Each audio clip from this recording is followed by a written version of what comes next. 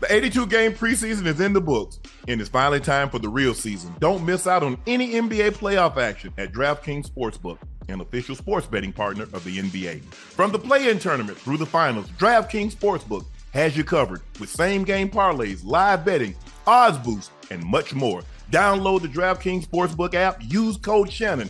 New customers can bet $5 and get $200 in bonus bets instantly. That's the code Shannon, only on DraftKings. The crown is yours. Hello, ladies and gentlemen. Thank you for joining us for another episode of Nightcap. I am your favorite Unc, Shannon Sharpe. Yeah, please make sure you hit that like button. Please make sure you hit that subscribe button.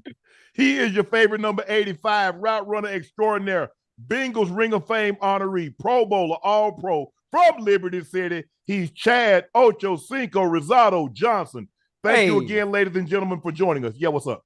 We got it. Hey, listen, we're gonna have to like just say Chad Johnson, right? Right. Because again, in public today, I'm tired of people addressing me as you do. You know, I mean, like I deserve some type of respect. No, just call me Ocho. They don't need to say Ocho Rosado everywhere I go. Okay, gotcha. Yeah, we got to fix that. Thank you guys for selling out Shea by Laportier. We're taking pre-orders only. We're going to fulfill the back orders. So thank you guys for your patience, and I greatly appreciate that. Please make sure you go follow my media company page on all platforms, Shay Media, and my clothing company, 84. That's 84 spelled out. The link to Nightcap merch is pinned at the top of the chat. Qualities are limited, and they're selling out fast. So please make sure you go and purchase your nightcap merch. Excuse me. We're offering free shipping on all orders over $100. And to show you guys our appreciation, we've created an additional 20% off if you use the code UNC. So thank you guys for your patience. Hope you guys like my hat. I am wearing one of the merch tonight. Y'all see what it is, you know. We got some more, so I'm gonna start wearing some of the merch. We got hoodies, we got tees, we got caps, and so and my personal clothing line, 84, releases next weekend on the 31st. So thank you guys for joining us. Ocho, we knew this thing was going to be a very daunting task. Yeah. Without Tyrese Haliburton, who is the all-NBA player, the all-star, and the Pacers led the game until the very end. But the Celtics and Drew Holiday gets a three-point play on one end to give him a one-point lead, strips the ball from Nembhard on the other end, and hits two free throws. And so they end up winning the game 114 to 111. The Boston Celtics trailed much of the entirety of the game. The last time they led until they took the lead for good, they led 32-31. I don't really know what else the Pacers can do, Ocho, because they can't play any better. Pascal Siakam had 22 points. Miles Turner had 22 points and 10 rebounds. Nembhard, he had 32 points. Yeah. TJ McConnell came off the bench. He gave you 23 points. So they had four guys with 20 plus points. They shot 50% from the floor, but Boston wins the three-point line again. Boston wins the free throw line again, and that's the difference in the ball game. And plus, the Pacers had some untimely turnovers. You've got, when you're playing a team that's better than you. There's no way around it. Their five is better than your five. You can dig back into the game when you bring your bench in, because we know the type of bench that the Pacers possess. Right. But the starting five for the Celtics are better than the starting five for the Indiana Pacers. And you can't turn the ball over, Ocho. Miles Turner had 5 turnovers. If you look at the points off a turnover, let me go to the team stats right quick. I'll give you that, and I'm going to let you chime in and see, tell me what you thought. Points off turnover. Boston had 20. And so you're going to give them 20 points off your turnovers. You're going to lose the three-point line. You lost. They're plus 33 from the three-point line. They're plus, they shot, 12 more free throws. They made 6 more free throws. So that's 39 points that they're better than you. Well, when you throw in, and you got 13 off their turnovers, so 7. So that's 46 points that you gave up, Pacers. So I think it's going to be a sweep, Ocho. I think this series is over Monday. and Boston is going to have a rest for an extended period of time for an opportunity to get Kristaps Porzingis back healthy. What do you take from the game tonight, Ocho? I mean, listen, first off, the Pacers run up and down, up and down, up and down, up and down, up and down the court. Yes, they only had 5 threes tonight. Normally, you know, I forgot, you might know the quote a little better than me. You cut the head off a snake, the rest of the body dies. Yes. So I'm thinking, well, they showed other than that tonight. No Haliburton tonight. But again, everybody else stepped up and played superior ball. They like you said, they led most of the game, and the turnovers is what killed them. The turnover, man, goddamn, Nimhard, man, was phenomenal. Miles Turner was phenomenal. Siakam was phenomenal. The turnovers hurt. Yep. The turnovers hurt. But it was a good game. I was hoping they could have held on and won tonight's game. But obviously, I think the Celtics were a little bit too much. And I mean, their starting 5 is better. They're better than the Pacers starting 5, and with the absence of Tyrese Haliburton, it makes it that much more difficult. But they played with some heart tonight, man, and showed that they could almost get it done, but it's just not enough. I'm sure Pacer fans believe they should be up 2-1. They were in a very similar situation in game 1, had the game won, and they snatched defeat from the jaws of victory. Right. And the night's game, they're up 8 points late in the fourth. Yeah. They're up as many as 18. They're up by 8 in the fourth quarter. And the turnovers and the mistakes and the defensive assignments, leaving guys you leave Al Horford for a wide open three. You see he has the 3 ball. Yes, he has the 3 ball going. You can't continuously make those mistakes. Right. It's the mistakes at the most inopportune times, because you can't say all mistakes are not created equal. Right. If I turn the ball over in the first quarter, or if I throw a pick in the first quarter, that's not the same as a pick to end the game. That's not the same as a pick late in the ball game. That's not the same, even though it's still an interception and it goes on you against you. Yeah. But they're not the same. No. Turnovers, missed defensive assignments, they don't weigh the same. They weigh more according to where we are in the course of the ball game. Right. And that's when I look at it and watch this game very, very closely, that was the difference in the ball game. Jason Tatum had it going tonight. Hey. He had 36, 12 of 23, 5 of 10. He didn't shoot the free throws very well. I know he's very disappointed about that, but he had an outstanding game. He was 36, 10, and 8 with a steal and 2 blocks. Listen, he must have watched the show. He must have watched the show, because we just talked about Jason Tatum not showing up and Jaylen Brown being the better player throughout not just this series, but the playoffs in general. And all of a sudden, Jason Tatum said, "Hold my beer." Yeah. And came out and showed the hell out tonight. Yeah. JB didn't play bad. He ain't gonna have to play like that consistently. Yes. Especially once you get to this damn finals. Yes. Jaylen Brown had 24 points. He was 10 of 18, 1 of 5. Derek White was 3 of 11, 2 of 8, 5 of 6 from the free throw line. Holiday was 4 of 10. He didn't shoot the 3 ball well. He was perfect from the foul line, played outstanding defense when he absolutely needed to. Al Horford was the difference in the ball game, because time after time, he made timely 3 after timely 3 after timely 3. He's 7 of 12 from the 3. He had 23 points. And Jason Tatum had 36, 10, and 8, almost a triple-double. But the difference in the ball game, and you look at the Pacers bench, you got 23 from McConnell. You got a deuce from so you got 23, 25, 27. You got 31 points from your bench. You outscored them from the bench points 31-4. And that's how Pacers beat you. They're able to bring guys off the bench. I love TJ McConnell's game. Yeah. Boy, he's tough. He can make big time shots. He's gonna play outstanding defense. Yes, he's undersized. But what he lacks and what your physical traits, he more than makes up with heart and desire and determination. But I thought the Pacers had this game. I thought they could make this a series. I don't think there's anybody out there, with the exception of Boston fans, that don't think the Pacers should be up 2-1 right now. Boston fans like, nah, blah, but I believe they should be up 2-1. And the thing is, Ocho, when you look at it, people are saying Rick Carlisle should have called a timeout.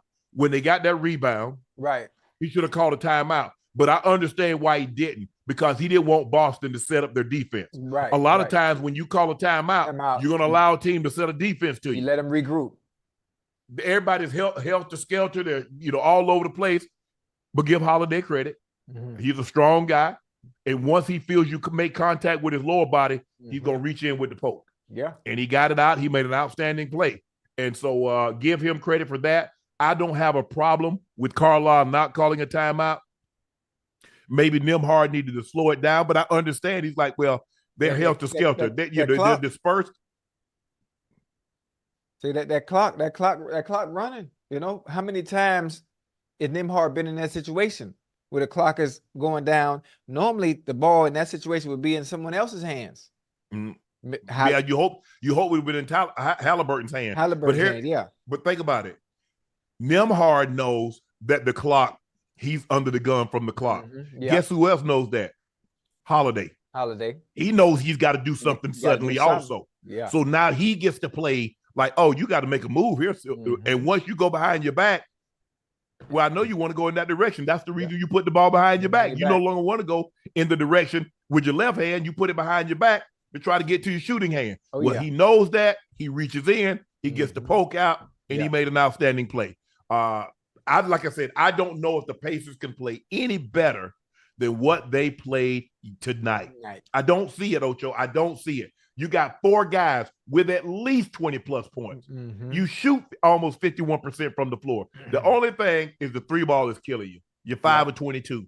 They're 23% from the 3. The Celtics are 35%, but they're 16 of 46. So that's a plus 33 from the 3-point line, and they're plus 6 as far as makes from the free throw line. Yeah. Plus the 20 points that you get, plus your minus 7 you were down in the points off turnover. I just don't see how they play any better than what they played tonight, Ocho. The only thing they can do is get those 4 individuals that played very well tonight. They keep that same momentum going to the next game, and then be able to hit the threes and eliminate the turnovers, and then they'll be fine. Well, Boston says what happens when we make our threes? We're only 35%. We take more, make more than anybody in the NBA this year. Yeah, it's tough. It's tough. You lose Hallie, who's, the heartbeat of your team. He's the guy that gets it all going. He's supposed to calm you down. But we saw what happened to him in game 1, because what we laud him for during the regular season, he had a couple of gaffes late in game 1 that ended up costing them the game. And in this game here, they had a couple of miscues, blown defensive assignment, turnovers late that ended up costing them the game as well. But give the Celtics credit. The Celtics go on the road in a very hostile environment and find a way to claw out a victory, 114-111, and they're 1 win away from going to the NBA Finals to face the winner of the Mavericks and the Timberwolves series. So give those guys credit. Give Boston credit. There's a reason why they won as many games as they did. There's a reason why they're the number 1 overall seed. They have 2 guys that make the All-Star game. They have a first-team All-NBA selection and Jason Tatum. Derek White is an outstanding, because they can switch everything. They have Derek White is an outstanding defensive guard. So is Holiday. Big Al can play defense. We know JT and JB can switch everything. So congratulations to them on a very hard-fought victory. They go up 3-0 with a chance to close this thing out on Memorial Day. Last night, the Mavs and the Wolves, Luka Magic. I've been telling people, I've been hip to Luka for a minute. The Mavs overcame an 18-point deficit. Luka sealed the victory with a game-winning step-back 3-pointer over the Defensive Player of the Year, Rudy Gobert. Luka finished the game with another triple-double, another 30-point triple-double also. 32 points, 13 assists, 10 rebounds. Kyrie Irving, 20 points, 6 assists, 4 rebounds. Kyrie had 14 points in the third quarter. Naz Reid, the sixth man of the year, led the Timberwolves with a career high 23 points, 7 of 9 from 3. Nobody's gonna remember that because he missed the last one, and it looked good. From where I was sitting, sitting, Ocho, it looked good. Again, Anthony Edwards and Karl Anthony Towns struggled. They scored 36 points on 33 shots. Towns didn't play much in the fourth quarter. He was subbed out, and he didn't come back in. During that time, Ant-Man checked out of the game, 7:53. He came back with at the 5:51 mark. Yeah. He was in the tunnel. Yeah. Receiving oxygen. Yeah. My dog had to get some oxygen now. That's it. He had to get some oxygen. Well, he said he wanted Kyrie. Yeah, and you know what happened when you got to get Kyrie, and you got to lock up and try to play defense on arguably the best, one of, if not the best handlers of the ball that has ever played this game. So it's been a tall task. It's been a very tall feat for Ant-Man. And because he's had to cover Kyrie and has chosen to take on that task, it's affected him offensively on the offensive end of the game. And he 22 and he tired. So what that tell you? What it take to cover? You can't get tired at 22. Shit. Yeah, all right. Hold on. Yeah. Okay. Was Kobe tired at 22? Yeah. Was Jordan tired at 22? Yeah. Was LeBron tired at 22? They took the best. They took the best for the most part. There was no Kyrie Irving back then, and that's no disrespect to anybody else. It's not. They had guys that could go get buckets. Did they have guys that could go get buckets? See, you can't look at somebody just handling the ball. You always had that. Yeah, so you got to try to neutralize him on one end, right, while still giving. But see, that's what makes the guys great. Yes, sir. When LeBron was in his prime, he could take a Kevin Durant, try to hold him under what he would normally get, while still giving you what I normally give you on the other end. And Michael and Kobe and the big guys, when you saw David Robinson have to go up against Olajuwon, Olajuwon have to go up against Shaq have to go up against other centers. You still got to try to neutralize them. I got to try to shut you down, keep you under what you normally do. Right. Because if you allow a guy to get what he normally does, you ain't did nothing. I mean, Ocho, if you play a DB and you average, let's just say for the sake of argument, you're averaging 5-6 catches a game for like 85, 90 yards. He lets you get those numbers. Well, what the hell have you done? Your job is to keep Ocho under that 85, 90 yards. I don't care nothing about the catches. I want you to keep him those yards. I want you to keep him out of the end zone. So, yeah, it's tough. And if you go back and look, the last 3 games, Ant-Man hadn't shot the ball well. Why? He had to guard Jamal Murray. Takes a lot out of your legs. Yeah. He had to guard Kyrie both games. Takes a lot out of your legs. Yeah. If I'm them, I put him on somebody else that's not going to, because I need him on the other end, Ocho. Yeah, you do. I need him on the other end. Especially when Cat's not playing well. Cat wasn't playing well. I mean, Rudy Gobert. How do you say his last name the right way? I don't want to say Gobert. Gobert. Okay. Rudy Gobert. Yes. Gobert. It's not an offensive threat. Obviously, if he's under the rim, if he's by the rim, if he's in the post, he is. You know, Jaden McDaniels. Yeah, Young Bull only had 2 points. Young Bull only had 2 points. Man, that man dealing with Luka. How many points you thought he'll give you? I mean, come on now. You know, so I mean, it's difficult, and I think they need to make some adjustments, some tactical, schematical adjustments going to the next game against the Mavs, because we need Ant-Man to be Ant-Man, and it's hard for Ant-Man to be Ant-Man and give us what we want from the offensive standpoint when he's having to chase Kyrie around. That's unfair. Even if he did call for it, it's unfair. Yeah. No, not, but see, normally what your best player does is he take probably the weakest offensive player on the other end. So therefore he can rest. Right. And not exert so much energy. Right. I mean, it's a special type of person. We've seen Kobe does it. Kobe wanted that assignment. But if you go back and look at Jordan, when they played Magic in 91, Jordan took Magic. Magic had a triple-double, and the Lakers won the game. Games 2 through 5. The Bulls won the next 4 games. Yeah. Scottie Pippen took Magic. So bingo. Well, there the proof is in the pudding. You get your best player off of Kyrie. It was mainly because of the size differential. Magic is 6'9.5. Jordan is 6'6".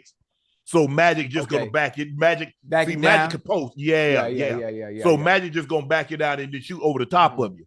Yeah. But they put Scottie Pippen on him. Scottie pick him up 94 feet. Let's try to wear him down. Yeah. But you look at Kobe. Kobe always Kobe didn't know any better. Yeah. Kobe always wanted.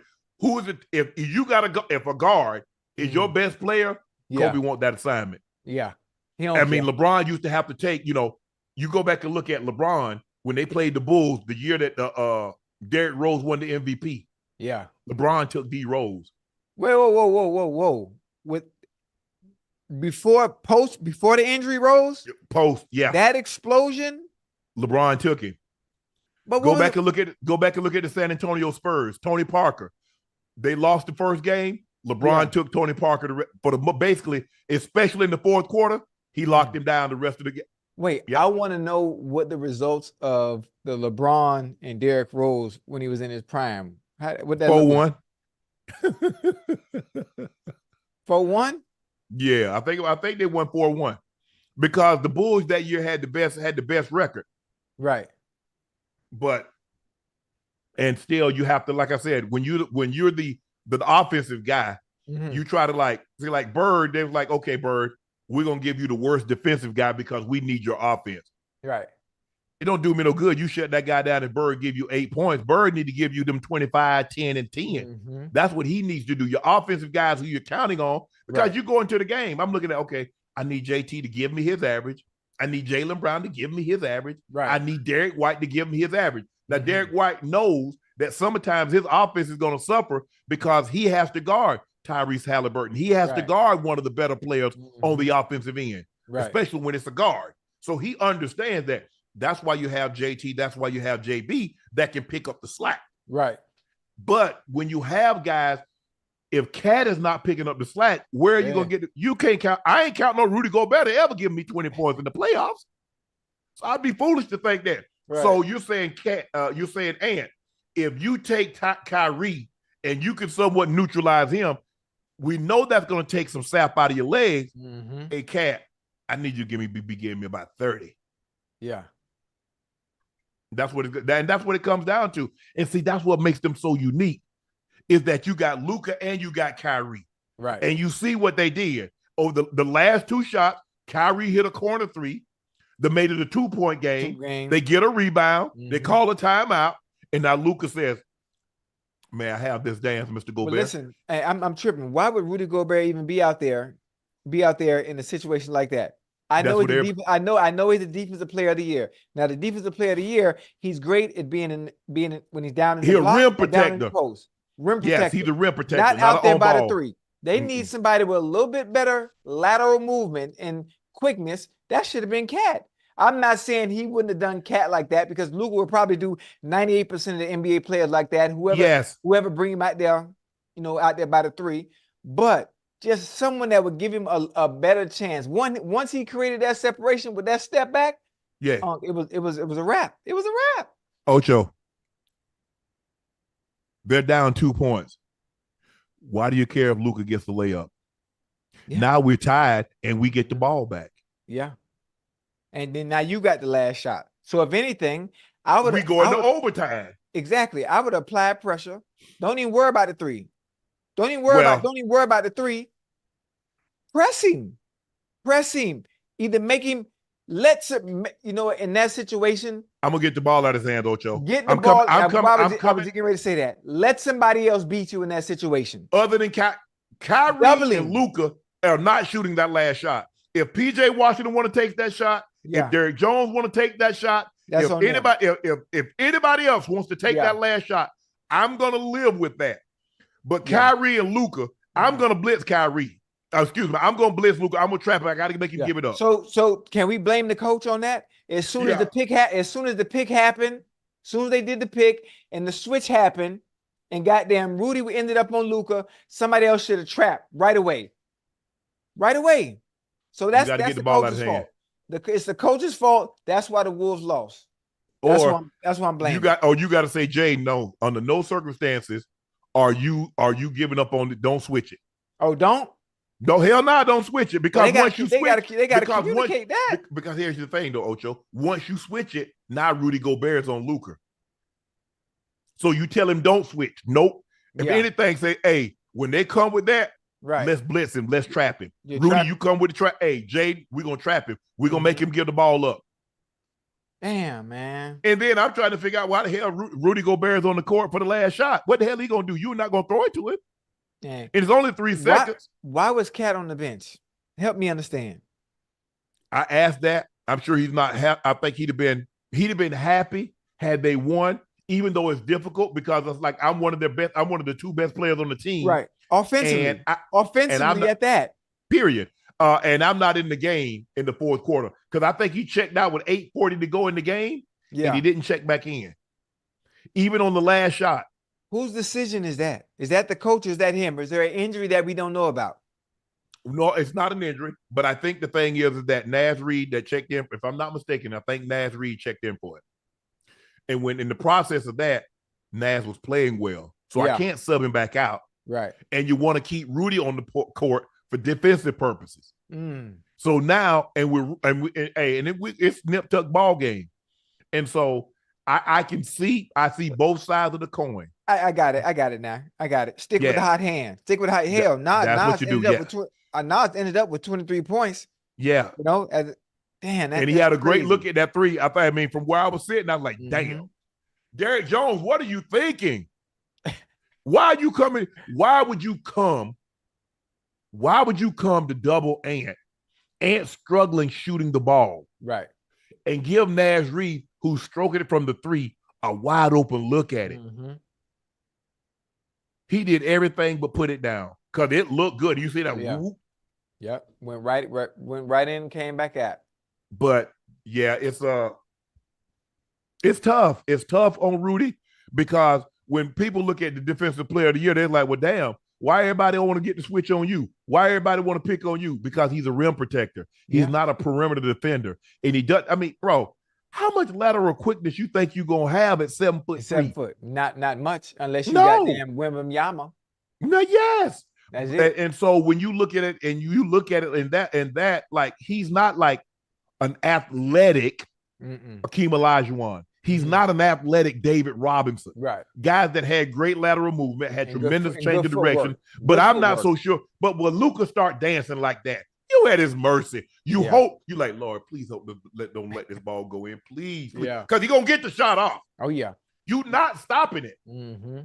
Unless you understand, but you're not thinking in that moment. Right. Hell, I don't care if he beat me to the basket. Now we tied. Yeah. The only way I can lose this game is if I let Luka hit a three. That's the only way we can lose. We can't lose this game in regulation if Luka lays this ball up and he hits a 2-point shot because we're 2 and we got 3 seconds left in the ball game. Yeah. And we got the ball at our end of the court because we called timeout. The only way we lose if I let him get off a 3. Yeah. So once Luka starts dancing and I got him out of position, now it just all depends. Well, if I got a fish, the one thing, Ocho, you don't say you don't like to fish, but the one thing us fishermen knows, once we get a big one on the line, we can't let him off. We got to bring him in. Yeah. So once you get the fish, I got to take it to the market. Or else what? How many times you heard somebody say, man, I had one today, but that joker got back. Luka said, I can't let you get back, Rudy. So he started dancing on it. Yeah. I'm going, oh, no, I'm back. Oh, you right there? Well, here, take this with you. Hold that. Bam. Hit it too. That's the thing. Once you get the big one, Ocho, you got to keep it. You can't give it. You can't hold it too tight because he'll snap your line. You can't give him too much because he'll spin you out. Hey, I got a big one, Ocho. I got a big one. Hold him right there. Don't let him go. Man, that's crazy, man. I'm mad because listen, I with confidence. Listen, I said with confidence before this series even started. Oh man, the Wolves got this. I said the Wolves got this. I say Ant ain't no way in hell Ant losing this series. You know, I'm thinking, shit, I got the Wolves in the finals. Shoot, I said it got there. I said the Wolves in 7. And right now we down 0-2. 0-2. And the thing is, but see those two. Wait, where the next game at? Where the next game at? In Dallas. Next two in Dallas. Oh, hell no. And Ocho, the thing that concerned me most is that those two guards. Well, man, I said, bro, ain't nobody stopping Luka. Luka led the league in scoring. Yeah. You just hope Luka miss. He gonna get whatever shot he wants, whenever he wants, unless you take the ball out of his hands. If you trap him, he'll give it up. He'll make the right play. Right. But if you let him play one-on-one, he gonna cook your ass. Yeah. Kyrie's another one. You let Kyrie play one-on-one. Okay. Yeah. He too good. Yeah. He too good. The guys are too good. And now you see Gafford's playing unbelievable. Derek Lively the second playing unbelievable. Mm-hmm. PJ is knocking down timely threes. Yeah, bro. I watching Dallas. The best move was Nico Harris when he traded for Daniel Gafford. When he got PJ Washington, now that made them a big, formidable team. They can play defense. They'll challenge you at the rim. Look, Luka and Kyrie are not really known as defenders, but they're trying their asses off now. And you can tell it's close to the NBA Finals, and they can taste it. We're 2 games away. Those guys are digging in now. They're digging in. Ain't no, Luka normally, if you get ahead of him, Luka just lets you go ahead. Luka said, no.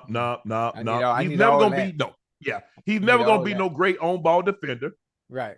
His defense is busting your ass on the other end on the offensive end. That's his defense. Because he tire you out, so you won't be able to do anything against him when it's his turn to guard you. But Minnesota got their work cut out for him because unlike Denver that relied so much on Jokic when Murray struggled, they still got Kyrie. Right.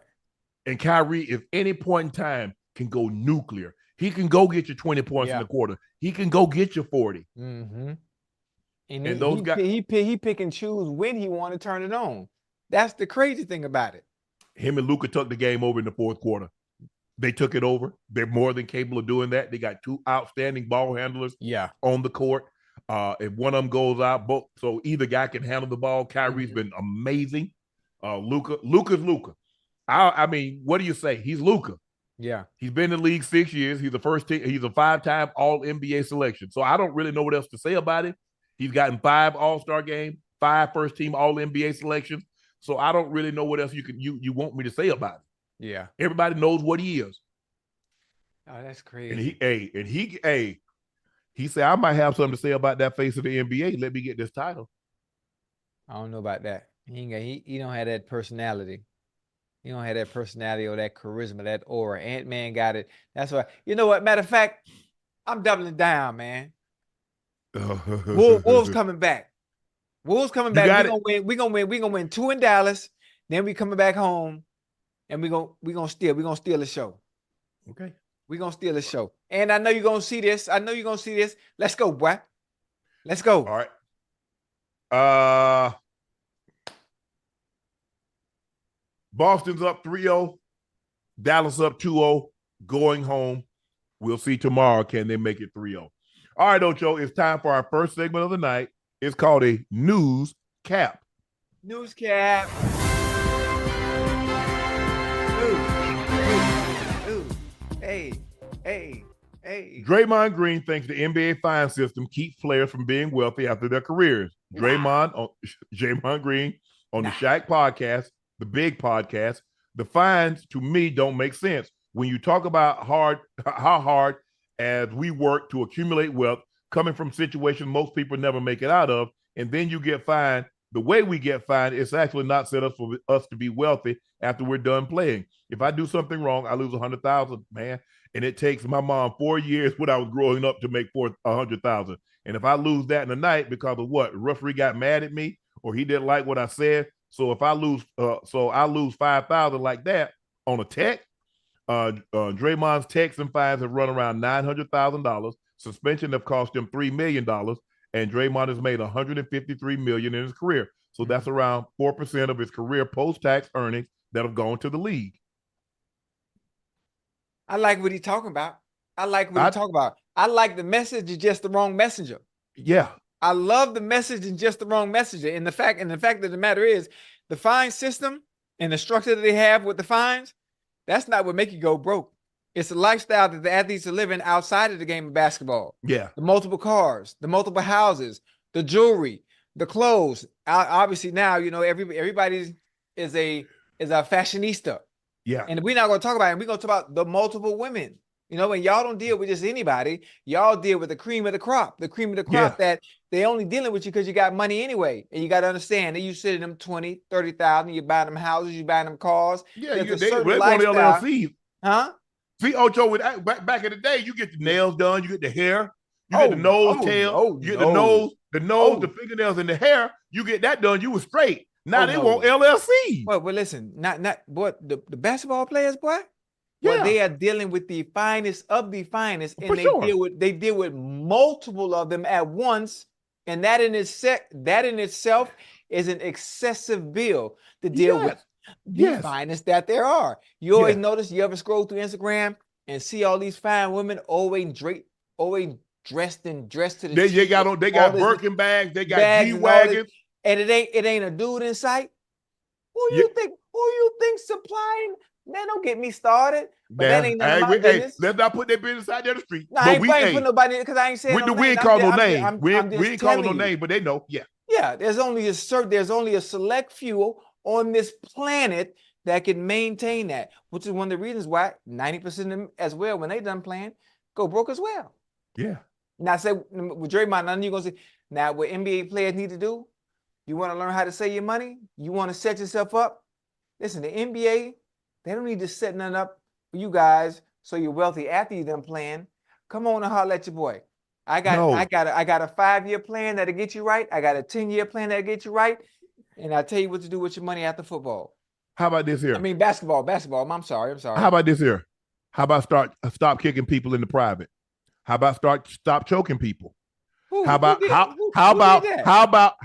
stop punching your teammates? Who did that? At what point? You talking about Draymond? Oh, I forgot all about that. I thought that's who we were talking about. Yeah. I was talking about the fine stuff and them not, the NBA not having stuff set up for the players to have money at the end. Well, listen, getting fined is one thing. That is, I've said it all the time. NFL has fines. The NBA has fines. To me, fining you is the whip. You get where I'm going with this? Yes. Okay. How do we keep these motherfuckers in line? You take their money, because how you keep them in line? You take what they think they value most. Well, you got to have. If you don't value the money, and you play for the love of the game, you're going to continue to do what you always do. And I think Draymond is one of those individuals. He's going to always stay true to himself.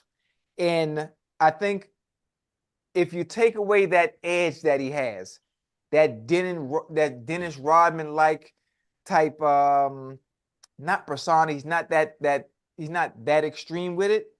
But if you take away that edge that he has, I think it changes him as a player. Does that make sense? You understand what I'm saying? Okay, but Ocho, you got to have rules and regulations. There's a reason why we have speed limits. My grandpa used to always say, boy, given a choice to do right or wrong, and there's no one there to hold you accountable for the wrong, more time than not, people would do wrong. Right. And I'm not just talking about the malicious and the malice things. Right. So if there were no rules in the NBA, how hard would you think somebody would foul? What do you think people would do? You've got to have rules. Right. Yeah. You're right. It's just like the NFL. If the NFL didn't have a dress code, I guarantee you, y'all will come out there with your shirt cut off. Pretty soon, guys will be calling DoorDash and ordering food on the sideline. You know that, I know that. That's how we are. And you're going to come out there like an all-tournament team. One guy have on, you'll have on the home jersey. The other, TJ was going to come out there with the visitor's jersey. We got to have rules. Right. Yeah. But how about, so what we going to do about Draymond going upside Nurkic's head? So what we going to do about that? So Adam Silver was supposed to say, you know what? Back in the 80s, they played like that. It's not the 80s. Right. I understand. We saw all the big hits. I played in the era where the big hit was applauded. They put out, at the end of the year, they used to have what was it called? VHSs. And then they had DVDs in which you could buy big hits, jacked up. Mm-hmm. You can't play like that anymore. Yeah, you're right. So if you don't want, all I had to do, if I didn't want them to take my $5,000, all I had to do was tuck my jersey in. All I had to do was pull my socks up. You're right. I can't get mad because and I get it. I'm saying the same thing. What does my socks have to do with anything, Commish? Nothing. What is my jersey? I said, I'm playing the game. So you want me, I get tackled. So instead of me focus on the game, all right, I got to make the next play, what it was going to call. You want me to reach down, pull my socks up, tuck my jersey back in. Come on, man. And now you see why I ain't following them damn rules. Now you see why sometimes, you know what? I was about fashion. I'm not about fashion in the street, but when it came to football, like, I'm trying to look good. Why do you think I had an orange chin strap?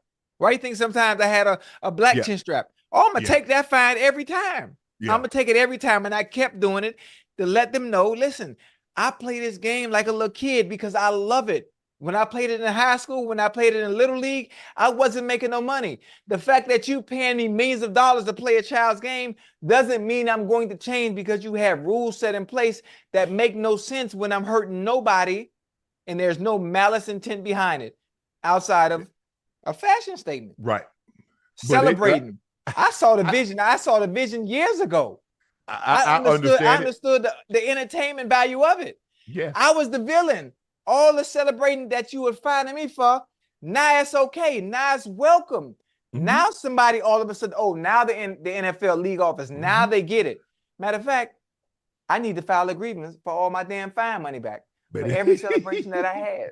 Well, I tell you what, you let me know if you get it back because I'm damn sure going to be right behind you to file paperwork and get all mine for my socks and my jersey being out. But I just think the thing Ocho's like, look, we know this. If you do not set rules and regulations, it's just like work. If you don't have a dress code at work, man, Joe gonna come out there with shorts on. Somebody gonna come out there with some Timbs in the work environment. That's why, hey, what's the dress code? We establish the dress code, and then we work it accordingly. Because if you don't, look at the way they go to church.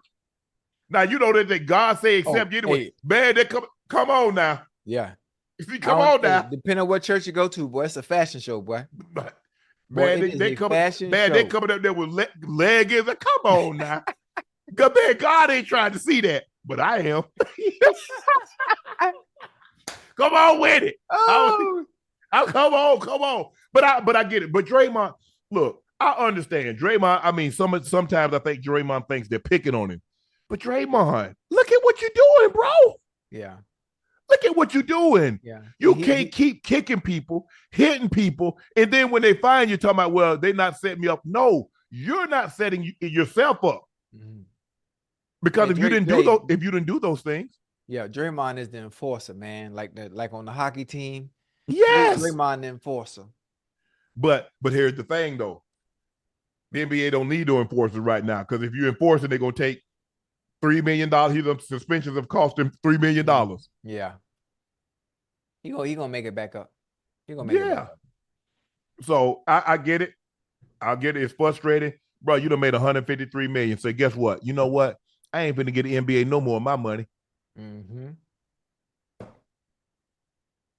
Hey, ride it out. You got probably another 5 years. Make you another $100+ million. Get as close as you can to $300 million. Sell off in the sunset. Go sit at the desk at I don't know. I think NBC has it now. If Charles gonna keep the TNT crew together, if he gonna keep that together, but you work great there. I mean, you're unbelievable. I mean, he's great at his job. I mean, he's great at it. Oh yeah. But you can't have that kind of behavior, and then when you get fired, talk about, well, they ain't trying to let me be wealthy after I'm done. No, after you're done is while you're playing. Yeah. That's why while you're playing, that's how you set yourself up for while you're done. Exactly. So I understand, but like you said, Draymond might be the wrong messenger to deliver this message.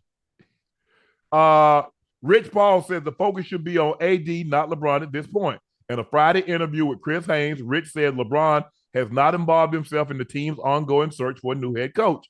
He added, in his opinion, the Lakers should probably more focused on Anthony Davis than LeBron at this point. Do you agree? I mean, yeah, most definitely. Most definitely. LeBron said it last year before the season started. Out of his own mouth. This is AD's team. LeBron is older now, even though he's still efficient in all that he does, offensively and defensively for the Lakers. But it's AD's team. So from this point on, Lakers front office, GM, Mr. Buss, Mr. Pelinka should focus on AD being the focal point. Right. That's pretty much it. I'm not sure if LeBron is going to be there. Obviously, he ain't going nowhere. You don't think so? Hell no. Who builds $100 million house and then leave? If you build a $20 million in Miami, where you moving to, Ocho? He building a $100 million house. Right. I have a question. Okay. Sure. I have a question. He's building a $100 million house, right? Yeah. In LA. Yeah. But when it comes to someone like that, with that kind of money, that don't really mean nothing. Honestly. No, I'm just saying. We talk about LeBron. We talk about LeBron James. Now, if my cheap ass is building $100 million anything, I'm finna uproot. Not chances are that's exactly where I'm going. Well, but you and I both know we ain't building $100 million nothing. Huh? Me and you together can't build $100 million nothing. Hey, well, you right by that, but I'm just hypothetically speaking, as if we had that kind of money. We do 10%. We can do 10% of that, Ocho, but we can't do the whole thing. No, we can't do the whole thing. Listen, show can't. I don't even know. For me, now I probably like if I had like good money, I'd probably spend 15, 20. If I had a couple of $100 million, yeah. If I got a couple of $100 million, $300-400 million, yeah, I'll buy a $20 million house.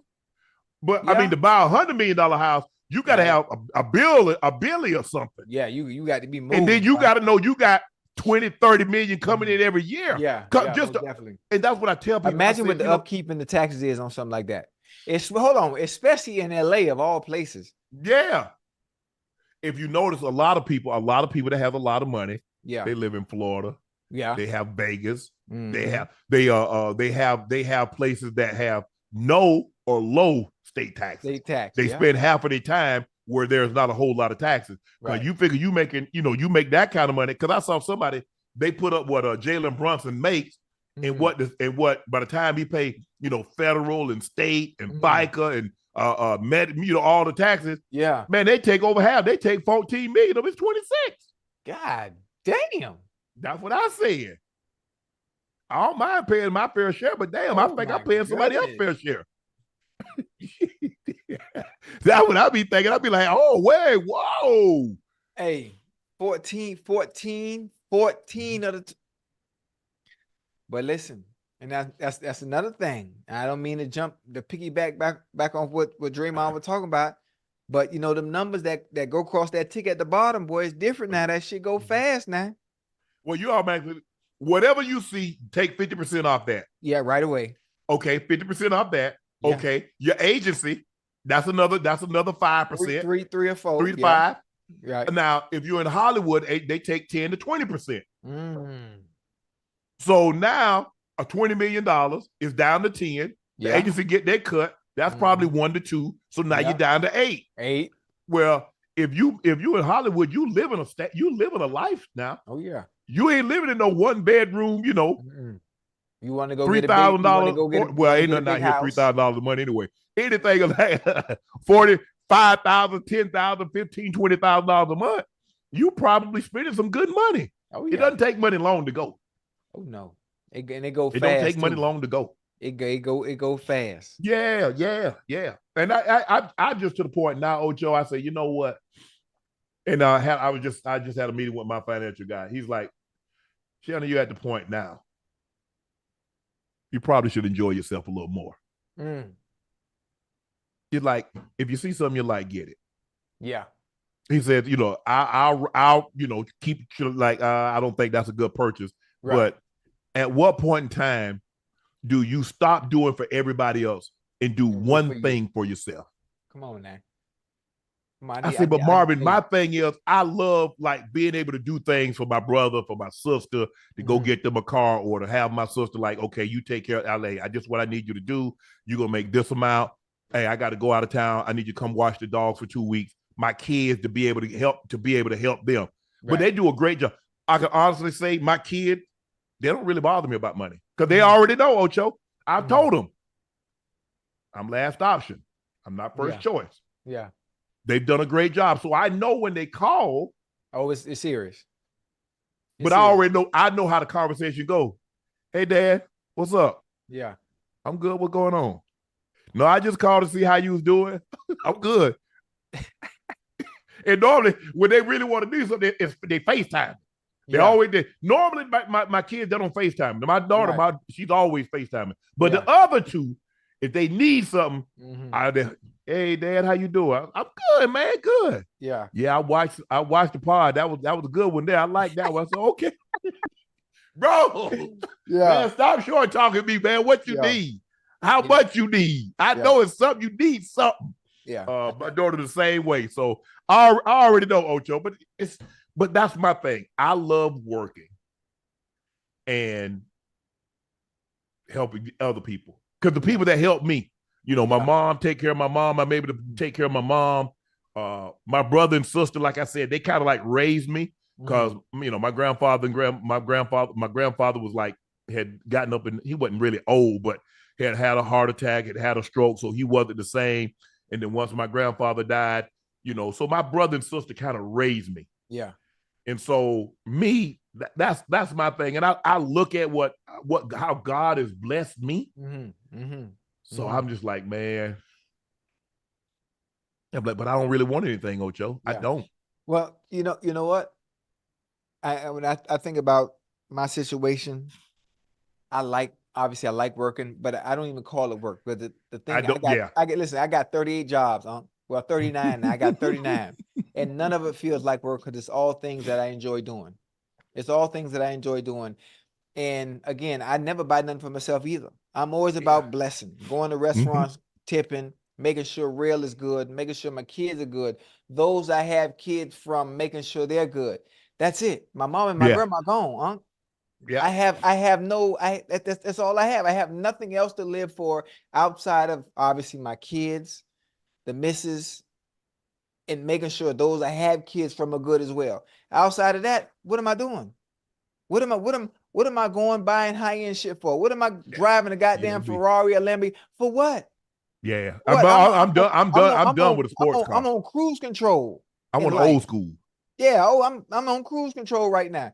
So dude. I just want to keep having fun. I'm gonna keep working. That's it. Doing stuff here and there that I enjoy doing. Well, I can't sleep because somebody be calling me. Who? You hear who laughing in the background? Oh, Ash? Yeah. Oh. I had an idea. We went, she like, you know what? I say, no, I don't want to know. Because you got another idea. You got another idea. Yeah. But that's me, Ocho. I do. I mean, I love that. I love being able to tell my brother, and he's like, man, hey, bro, you've been so good to me. I'm good, bro. Yeah. No. Yeah. You gonna go get this. I've already called the people. Yeah. Shelly's already taking care of it. Go there, drop your truck off, get whatever you want on the lot, and drive it home. That's what I'm talking about. You know what I'm saying? Hey, go get whatever you want and drive it home. I'm gonna try that. He's like, hey, but you know what I'm saying? It's like, and my sister, my sister is another, because I've always like I said, my brother doesn't work anymore. So I took over all the responsibility. I said, whatever bill that comes to that house, don't call him and bother him. He got other stuff to worry about. Yes, sir. And so same thing with my sister. My mom, hey, whatever she need, my mom, see, everybody, they don't really call. My brother called me if he needs something. But most of the time they go through, the kids normally call Shelly first. But I know if they call me, I know they kind of like really need it. Because they're going to call her for, little stuff, $2,500, $5,000. They'll call her for that. If they call me, I already know it's going to hurt. I already know it's going to hurt. Hey. It's going to be like, I'm like, whoa, what we need that for? Yeah. Yeah, I'm like, whoa, damn. Y'all might need to still come start working for me. Tell my daddy, you hired us. Oh, hell no. Y'all ain't been to work for me. Hey, listen, I ain't listen, I got a camp full of them. That ain't, no sir. 5,000 who? American dollars? Oh yeah. I already know when they call me. Yeah. I already know it's gonna hurt a little bit. Yeah.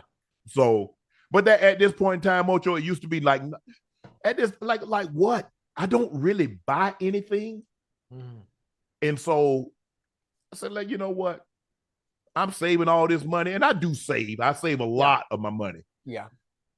It's gonna go to them anyway. And they probably not gonna be as meticulous as I am. I'm trying to set up about 3 generations. I told them I got 3 generations. I got y'all, I got the grandkids. If I'm fortunate enough to be around, my grandson kid. Yeah. After that, y'all got it. Now y'all can blow it if you want to and go back to where you were. But yeah, that's on y'all. Because tough times make tough men.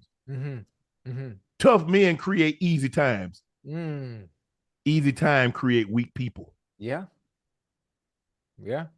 My kids won't be what I was because the times was completely different.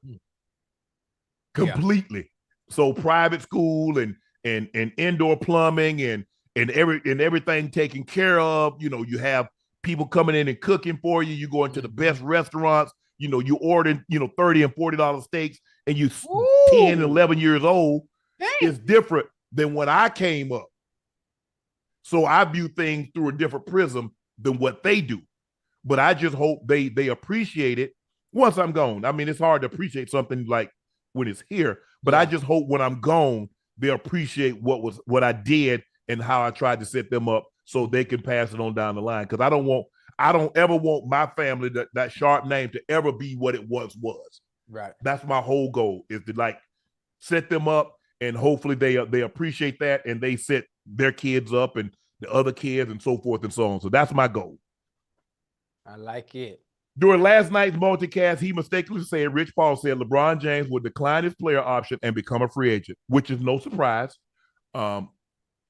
because he wants to keep the pressure on him. He wants them to know. He wants them to know that, hey, I got options. So don't get carried away. That's why he normally signs 2 years plus an option, because he's always going to give himself an out. He always wants to keep the organization feet to the fire as far as, are you doing everything you possibly can to win a championship? Because if you're not, I'm going to go somewhere where they are. Oh, that's a good one. That's tough. Listen, everything LeBron and his team have done has always been strategic. Yeah. There was always a method behind their madness, which is why they're so successful, not only on the court, but off the court. So exactly what they're doing, I have no idea. I'm not sure who the brains behind, well, who's the mastermind behind everything that they've done to this point. You talking about the Lakers or LeBron? LeBron. Oh, well, where Maverick handles TV and the movie aspect of it. Yeah. Randy is the chief of staff. Anything that moves. Yeah. Cars, flights, going hotels, he handles all that. Yeah. And then Rich is the on field, the on court. Okay. So LeBron is surrounded by a great team. Maverick does what he does. Randy does what he does. Rich does what he does. Savannah does what she does. Yeah. Which allows him his mind to stay free and just play basketball. Damn. And it's like nobody really knows what's going to happen, because unless LeBron says it, Rich can come out and talk. Rich can come out and say things. He can say certain things to put pressure on the Lakers to make them think he's going to leave, or make them think he's going to do something. Obviously, this tactic to put pressure on him and bring in another piece in, which is what I think they would need. But yeah, man,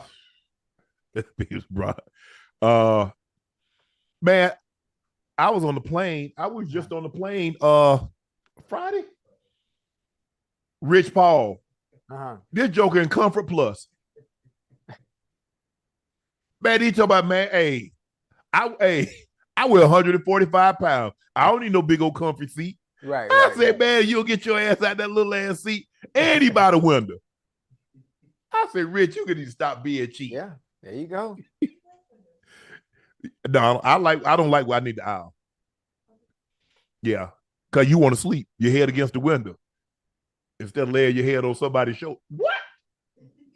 You'll get your damn head off me talking about you sleeping. See, that's what happened when you find that. Somebody probably be sleeping with their head on your shoulder. Nah. Mouth all open. Nope. I told you, I always get the same seat every time. I never have any issues. Is there a seat next to you? Yeah. Yes.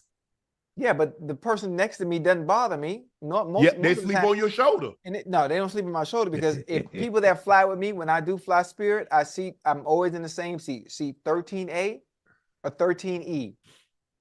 I talk the whole flight. So I've tweeted multiple times. I get upset when people get on a flight with me and put their fucking headphones on. If you I get do. on a flight next to me and you sit next to me, do not put your headphones on and be rude. I like to talk. So the flights that I do take, nothing I is ain't over paid to 2 talk. hours. I paid Nothing to is sit back and relax and be comfortable. no. That's not happening. That's not Nigga, happening. hey, you sure If don't I talk ever much. sat next to you on a flight, I'm gonna talk your head off the whole. Matter of fact, You ain't gonna talk to me. hey, when we go to the south of France, I'm flying with you. No, And you're not. we're gonna talk the whole 6-7 hours. Nah, it's longer than 6 or 7 hours, but you ain't gonna be sitting next to me. Oh, don't worry about it. Don't worry about it. I'm talking to you the Nah, whole flight. you got Rail. Talk to Rail. I'm Nope. sure Rail love to be talking. Nope. Because I'm gonna be sleeping. I got to deal with her every day in this house. I got a busy schedule, so I'm gonna get my sleep on the way over there. Yeah, no, we gonna talk. We gonna converse about your talk schedule. about what?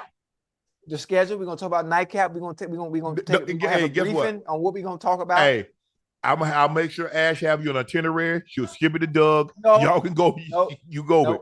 I want to engage. I want authentic. I want you to run down that itinerary like a meet. Unfortunately, I'm not going to be able to do that. Okay, thank you. I'm glad you understand. Okay, Ocho. ESPN ranks the best situations for an NFL number one pick since 1990. In fifth place was Jameis Winston. He inherited Mike Evans, Vincent Jackson, Austin Seraphim Jenkins, Doug Martin, Bobby Rainey, Charles Sims. Yeah. Number 4 was Eli Manning. He inherited Amani Toomer, Ike Hilliard, Jeremy Shockey, Tiki Barber. Number 3, Joe Burrow. He inherited AJ Green, T. Higgins, Tyler Boyd, Drew Sample at tight end, Joe Mixon, Giovanni Bernard. Number 2 was Matthew Stafford. He inherited Megatron, Calvin Johnson, Bryant Johnson, Dennis Norcutt, Derek Williams. Tight end was Brandon Pettigrew. Running backs was Kevin Smith and Maurice Morris.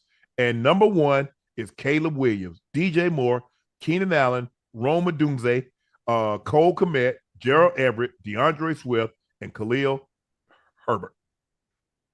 You like that? You think DJ's in the best situation? DJ. I mean, excuse me, Caleb Williams. Oh yeah, most definitely. It all comes down to, if you think about it, if you look at the receiving core and the running backs, Jameis Winston, Eli Manning, Joe Burrow, Matthew Stafford, and look at the players that they had. Caleb Williams is in a great situation. And I've said it, and I'll continue to say it over and over and over. A quarterback is only as good as the supporting cast. And the supporting cast that Caleb Williams has coming into this season is phenomenal. DJ Moore, Keenan Allen. Hold on, I forgot. Rome Odunze. Huh? Rome Odunze. Oh yeah, Rome. I didn't want to say it wrong. I hate disrespecting people's name like that. Rome. Let me just say Rome. Is hey, listen. They set. Now I wish what I wish could have happened is I wish the Bears would have had this situation for other quarterbacks in the past and always had them set up this way to where there wouldn't be any issues if they always had a supporting cast around them. I know obviously with timing is a little difficult to always have a superstar cast like this, but this one right here, there are no excuses. Zero. No excuses. Zero. Yeah. So Speaking of Caleb Williams, DJ Moore spoke about the transition from Fields to Williams. Moore said, business is business. I seen it coming. So at the end of the day, he was the quarterback last year. Now we got Caleb. We're gonna ride through a hell and back with him. So I'm just looking forward to seeing what he put out there. It's cold business. Hey, Ocho. Yeah. It's hard, but it's fair. Oh yeah. It's sad, but it's true. Yeah. Always. He's on the team. He's saying, I saw it coming. Yeah. People get upset at me when I said, oh, if I'm the Bears, I'm trading him. You're not going to pass up 2 number 1 overall pick quarterbacks back-to-back years. Yeah. Because how you get in that position? If your quarterback was what you thought he was, you're not going to be in that position in back-to-back years. Right. So I say they're going to move on. They're going to take this kid because if everything what they're saying, I say, I don't know what he's going to be. But the reports are he's a generational quarterback. Yeah. They're not passing him up. They're not. And I understand you build relationships, but you do at the end of the day, hey, they can still be friends. Right. We're just not going to be teammates. Yeah. We got to be teammates. Yeah. It's the nature of the business. It is. It's the nature of it the business. is. You understand. You understand it. Oh yeah. You better understand it. You better be able to separate the two. That's in the NFL, the NBA, no matter what you play. Hell, even in the corporate goddamn world, there are politics, and all that we do. It sucks, but it's what it is. It is. You just deal with it. I wish Justin Fields the best. I still think that he has the ability to be really good in this league. Oh yeah, most definitely. It's all about being in the right situation, and having that situation. The people that are the owners and the coaches, having them believe in you and believe you're the right one for the job, it makes things a lot more easier. Makes everything much easier. Now that's the hard part. Finding a situation that fits you and having the people in that situation believe in you, invest in you, and then build around you. That's the goddamn hard part. Yeah, it's tough. Ocho, the Jets once again have a schedule jam-packed with primetime contests. 6 of them in their first 11 weeks. And Aaron Rodgers says he knows why. We're a must-watch TV. That's pretty obvious. Everyone knows that. Whether you love me or you hate me, people want to see me play. That's true. Those are facts. Hell, last year when he was there, they wanted to see him play too. It's Aaron Rodgers. He's must-see TV, whether you like him or not, whether you like some of the things that he says on podcasts, whether you like some of the things he says about COVID and all the other, outlandish stuff that he said. I mean, listen, some people, it's gotten to a point where it's almost like with Floyd. People were tuning in to see Floyd lose. Yes. It got to that point. So now people are tuning in, whether you like Aaron or not, they're tuning in to see him lose. I want to hear them same politicians that told LeBron and told all them other black players, shut up and dribble. That's all I want to do. Yeah. I want them to tell Aaron Rodgers and the kid that in Kansas City, I want them to tell them to shut up and play football. Stay out of politics. Oh, my bad. Let's not even go there, Ocho. We ain't gonna even do that, Ocho. But we know. But they know. They know. They ain't gonna tell him that. Now you know better than that. Why not? I'm just saying. I thought. Yeah, but what he talking about is he's right. He's right about that though. He's right. He's definitely right. He's definitely right. Everybody tuning in to see him. Man, what happened, man, I must have had some pork chops today. I'm greasy like a mug. But see, that's why that skin looks so good. Cause I got oily skin. That's why that skin look like that. Cause that old good black don't crack. You don't look greasy on my end. Yeah, I was greasy, boy. This thing here. How you could tell? See that's oil. What's them little? Those are mats. They take the oil out of your skin. Oh, I need to get me some of that. Where you get them from? Walgreens? Sephora, or what's the other place? Ulta. Yeah. You know how you go at Ulta, you might catch you a straggler. You know what I'm saying, Ocho? Nah, I don't. Wait, a straggler? What that mean? They Chad know what it is. Oh. Yeah, hey, man. Hey, man, I don't know nothing about that, man. You don't know nothing about that? Okay. Nah, I don't know nothing about that. Yeah, man. you ever read that? I keep that between me and this old solo cup. Yeah, y'all, you in the chat. That's on y'all, man. Hey, shout out, before we go on to next, shout out to my dog Rico, man. Rico Middlebrooks out there in Cincinnati, boy. Happy birthday, boy. Well, you about 48 now? You about 48? Still a virgin? That's my homeboy. He's still a virgin. I've known him about 20 plus years. Enjoy your evening, enjoy your night. At some point, you got to get laid, homie. At some point, you got to get laid, and it is what it is. Hey, where I can get one of them hats at? You can't. Hey, why you ain't send me one? Huh? You want one of these? Yeah. I ain't know you wanted one. Well, I'm a part of Nightcap, so I think you should have. If you gonna show merchandise or merch, especially hats, t-shirts, or hoodies, why not send them to your counterpart? We a team, Man. like Starsky and Hutch. Oh man, Hey, like Ocho, hey, you want one like this? Hey, you got come on, man. Come on, man. Hey, I ain't know you wanted one like this, Ocho. Man, send your boy one, man. Hey, don't do me like that, hustle, man. Hey, check this out. Hey, Chad, what y'all think I should do? Should I send Ocho one, or should I like have a little drawing and have y'all win? No. Don't have no drawing because I'm gonna wear mine. I'm gonna wear mine in public. Chad ain't gonna wear it. Chad ain't gonna wear it in public. Whoa. How you gonna wear it in public? I got it right here. I'll tell you what. Hey, you know what? Gonna send it to me. Okay, paper, rock, scissors, real quick. Paper, rock, scissors for a hat. Ocho. Rock, paper, scissors for the hat. Ocho. You get the big hat. You get the Funko. And you get my synopsis. Yeah. If I do what? For the Webby. Oh no. You ain't getting that Webby. That ain't happening. That ain't happening. Matter of fact, hold on. Hey. Kennedy. Yeah. Hey. Kennedy. Huh? Nightcap mug. Oh, I need my mug. Hey, Unc, you got everything. Kennedy. I know my baby hear me, man. Hold on, man. Let me see what my kids doing. Hold on. Because I'm home by myself, Unc. Oh, okay. Baby. Chad, what y'all think I should do?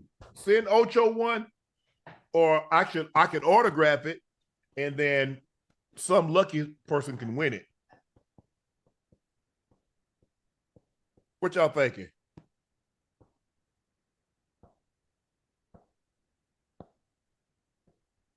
I think, man, look at that. They look real nice.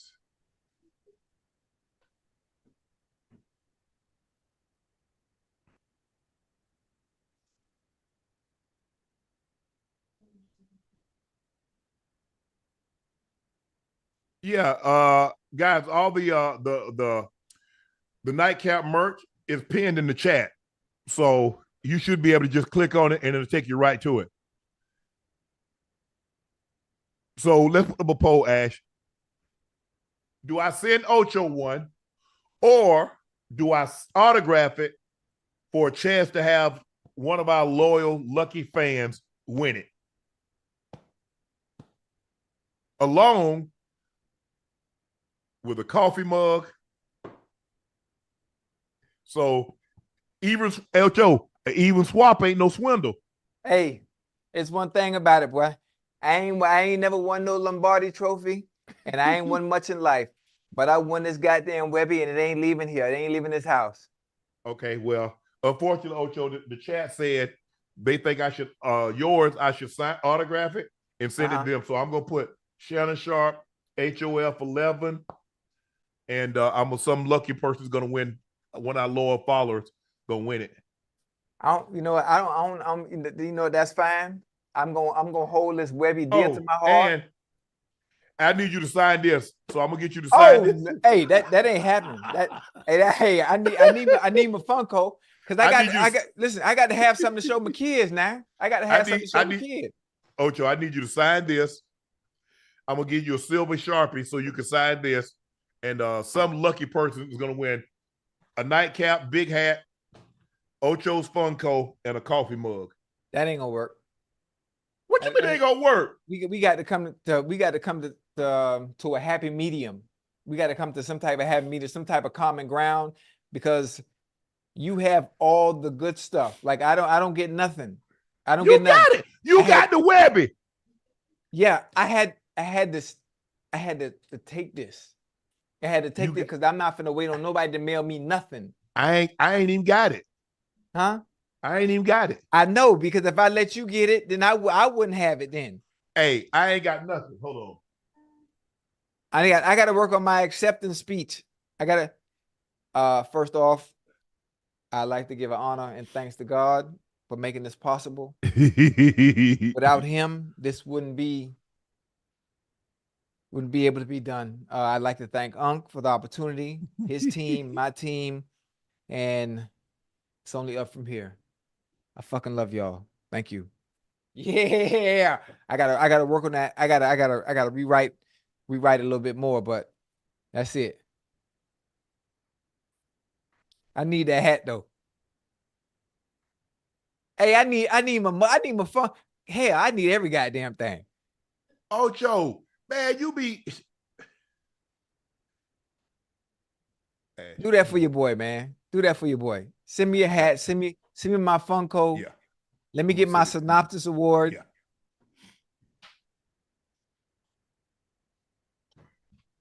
You know what, Ocho? Well, I think what's that? 08, that's my Hall of Fame bus. Hey, I'm gonna get me one made too. I'm gonna get one of them made, but I'm gonna do. Hey, listen, I'm gonna get me a bus made. What's that like? Bronze? No. This is made of wood. A wood? I'm finna get one made of 14 karat gold. That's what I want for Christmas. So Ocho, so I mean he needs something on his head. So unfortunately, I'm not gonna be able to send you yours. Maybe that'll later. Hey, where you got them? Where you got them big hats like that from? Ocho, huh? Somebody said I look.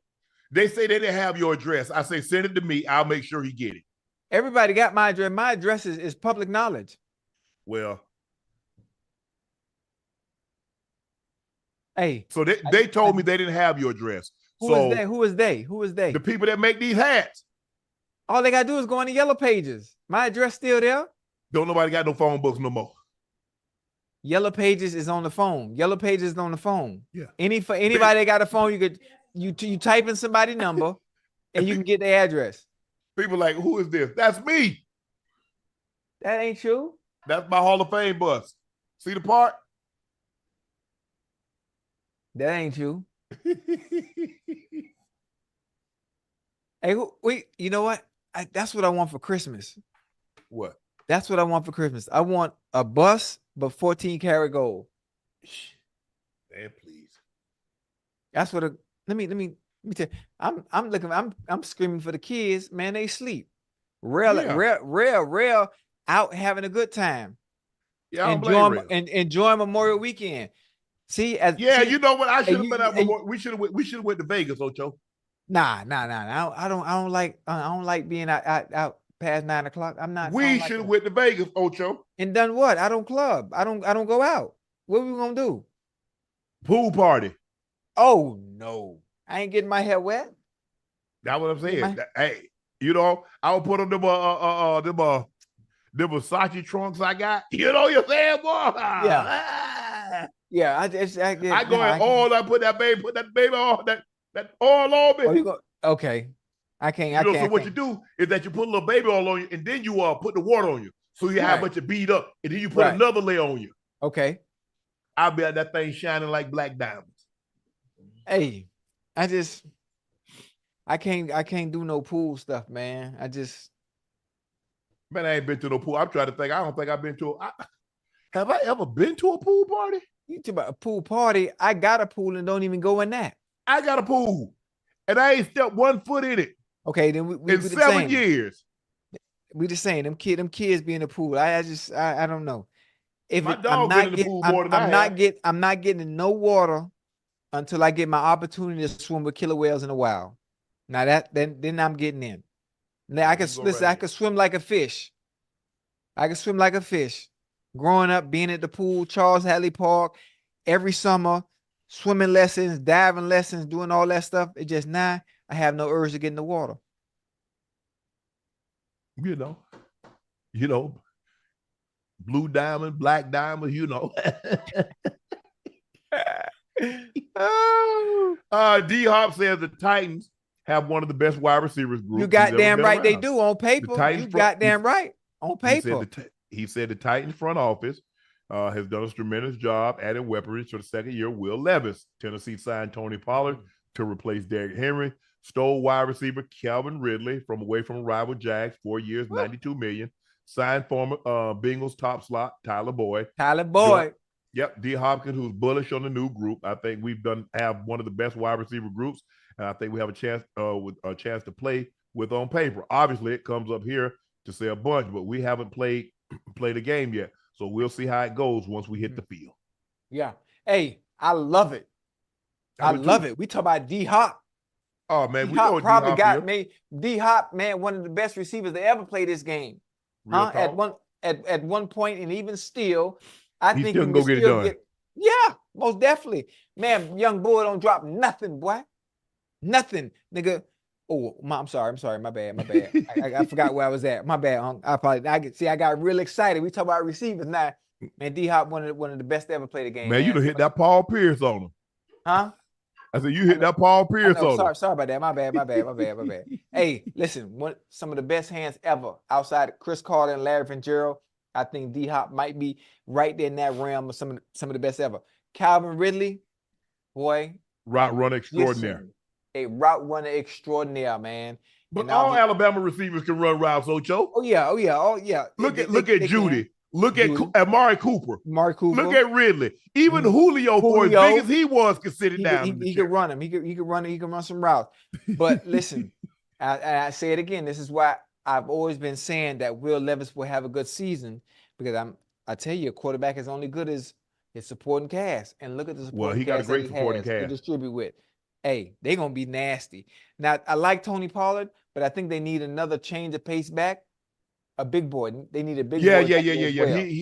He's more of a scare. He's more of a third down. Dallas found out the hard way. They thought it was just him. No, Zeke had them soften the defense up so Pollard could hit those creases. Yes, you saw that when you try to run him. He's not. That's not what he is. Yeah, I like Pollard though. I like Pollard, man. He's nice. He's nice. Are we gonna show it? Okay, we're gonna show this. Alyssa Thomas got ejected for slamming Angel Reese to the ground on a rebound. Look at this, Ocho. Hey. Oh, no. There we go.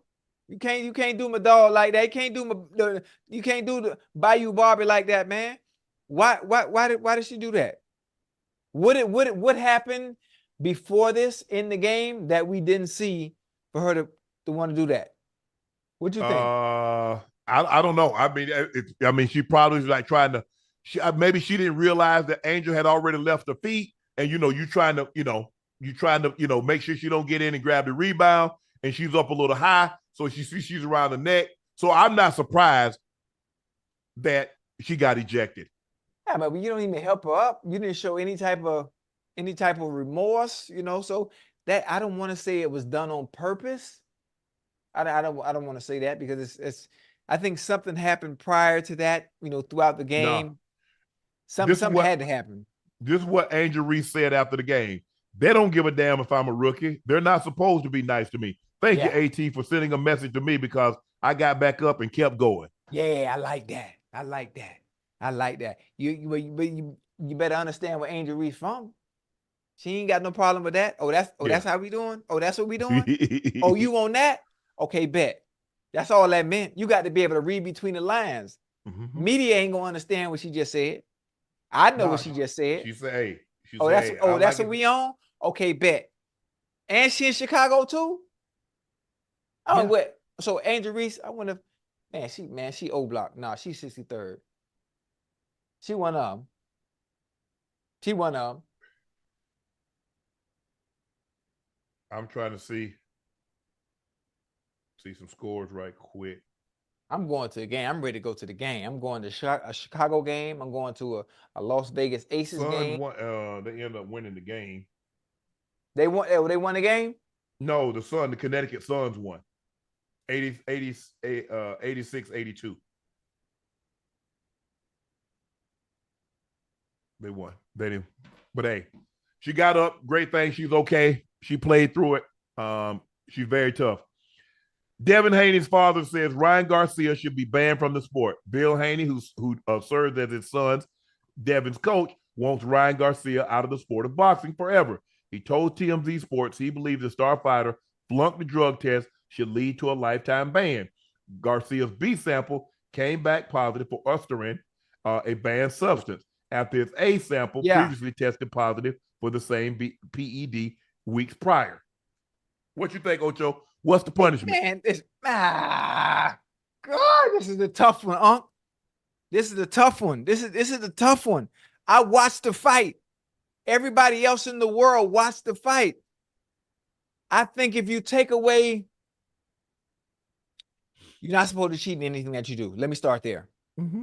You're not supposed to cheat in anything that you do. It's frowned upon, especially in boxing. In any sport for that matter, but even more in boxing. It gives you a competitive advantage. It gives you a competitive edge. Yes. The fight that I saw, and I mean this with all respect because I love Devin, I love Bill, I love all fighters and have shown nothing but tremendous amount of respect to any and everybody in combat sports. The fight that I saw, whether Ryan had took something or not, Ryan wins that fight that night. We don't know that. How can we say that he got it in the system? I mean, it's like a track. It's like a track and field. The fight that I saw that night, from a skill perspective in that ring, the quickness, the ability to hit him at will when he wanted to. So, can I ask you a question? Yes, sir. Do you believe Lance Armstrong win those 7 Tour de France's without that in the system? Probably not. Maybe. Well, how can you say? Because he got it in the system. Okay, how about this? Mm-hmm. So, why not say we want to ban Ryan Garcia? Why not say let's have a rematch then? Let's do it clean. Let's do it clean. If you truly believe that he was dirty, I agree, and that being dirty was the reason why Devin lost, how about say, you know what? Let's rematch and make sure he's clean, and let's see what happened. Why has that not been said? Ocho, but here's the thing. He didn't make 140 to begin with. So what are we going to have the rematch at? He didn't make 140.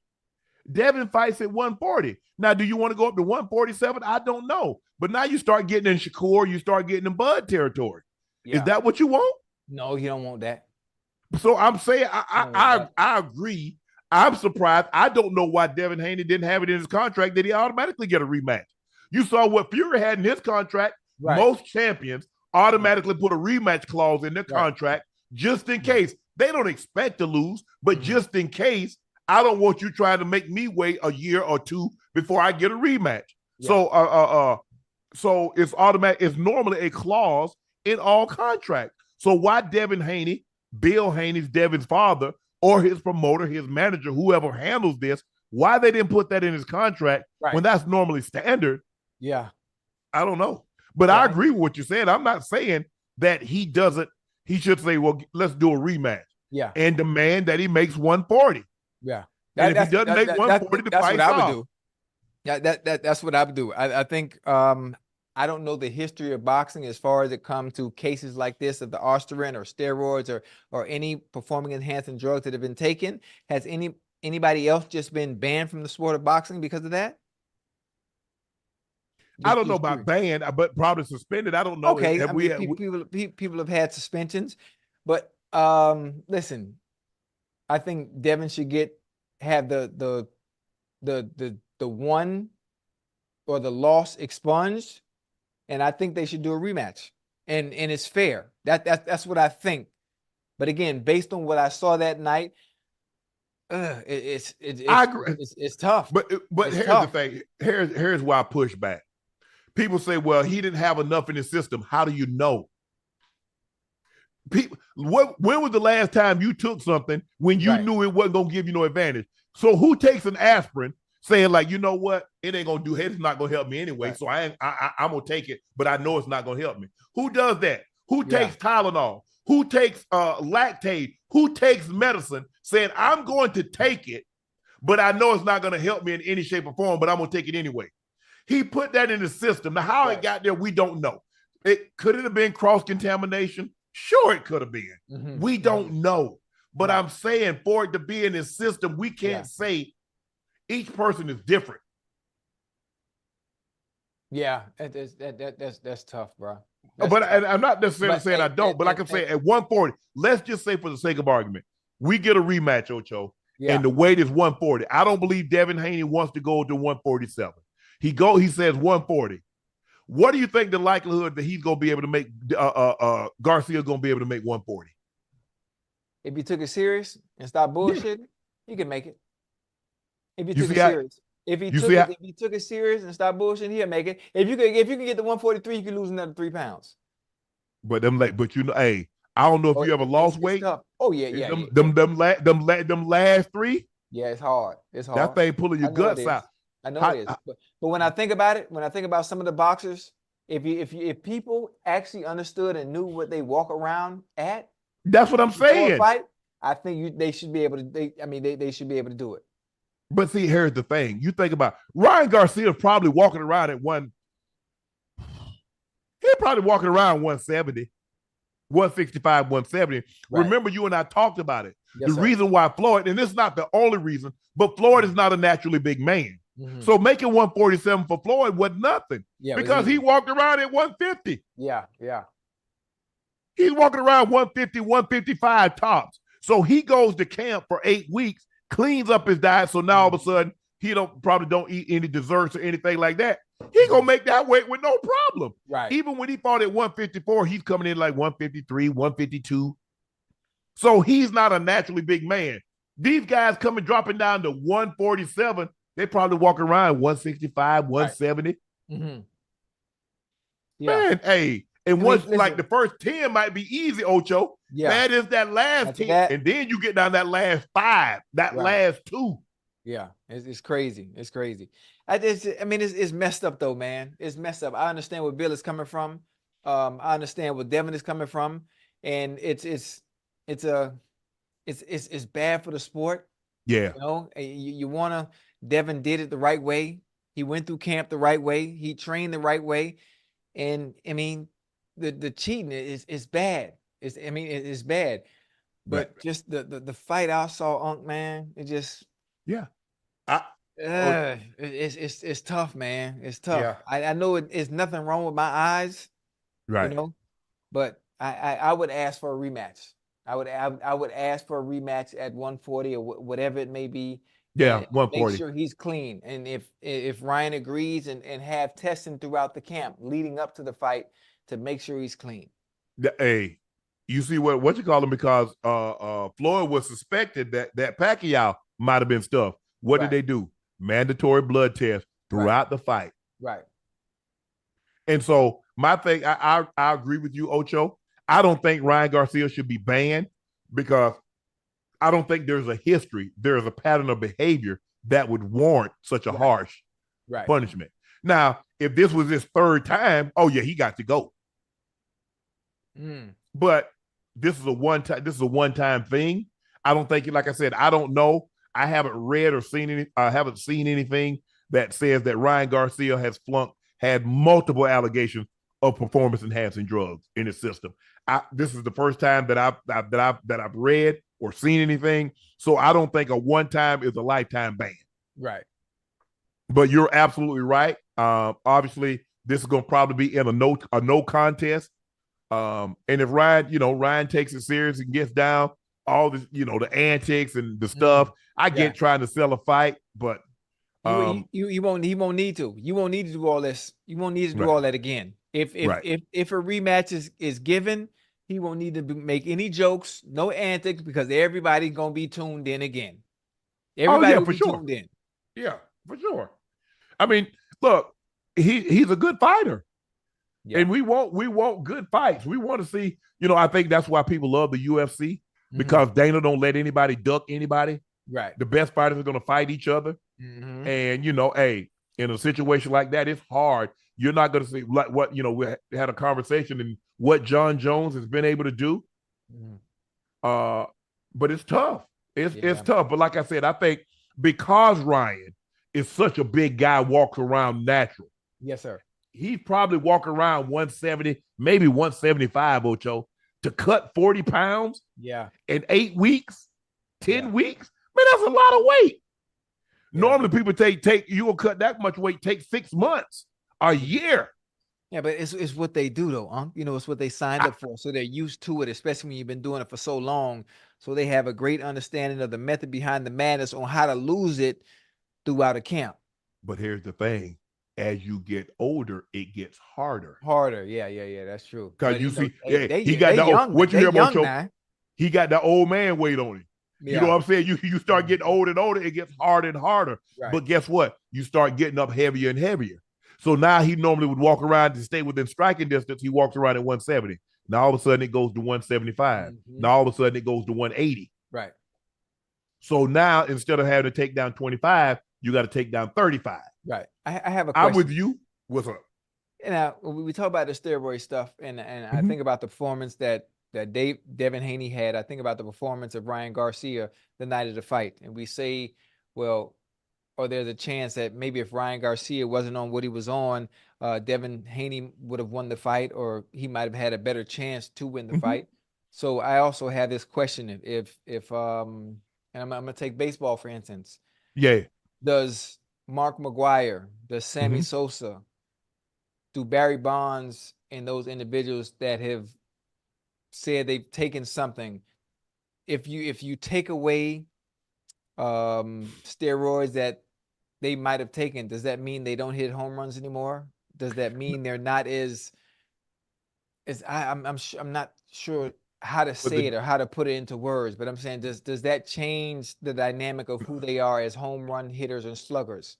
But prior to that, steroids were illegal in baseball.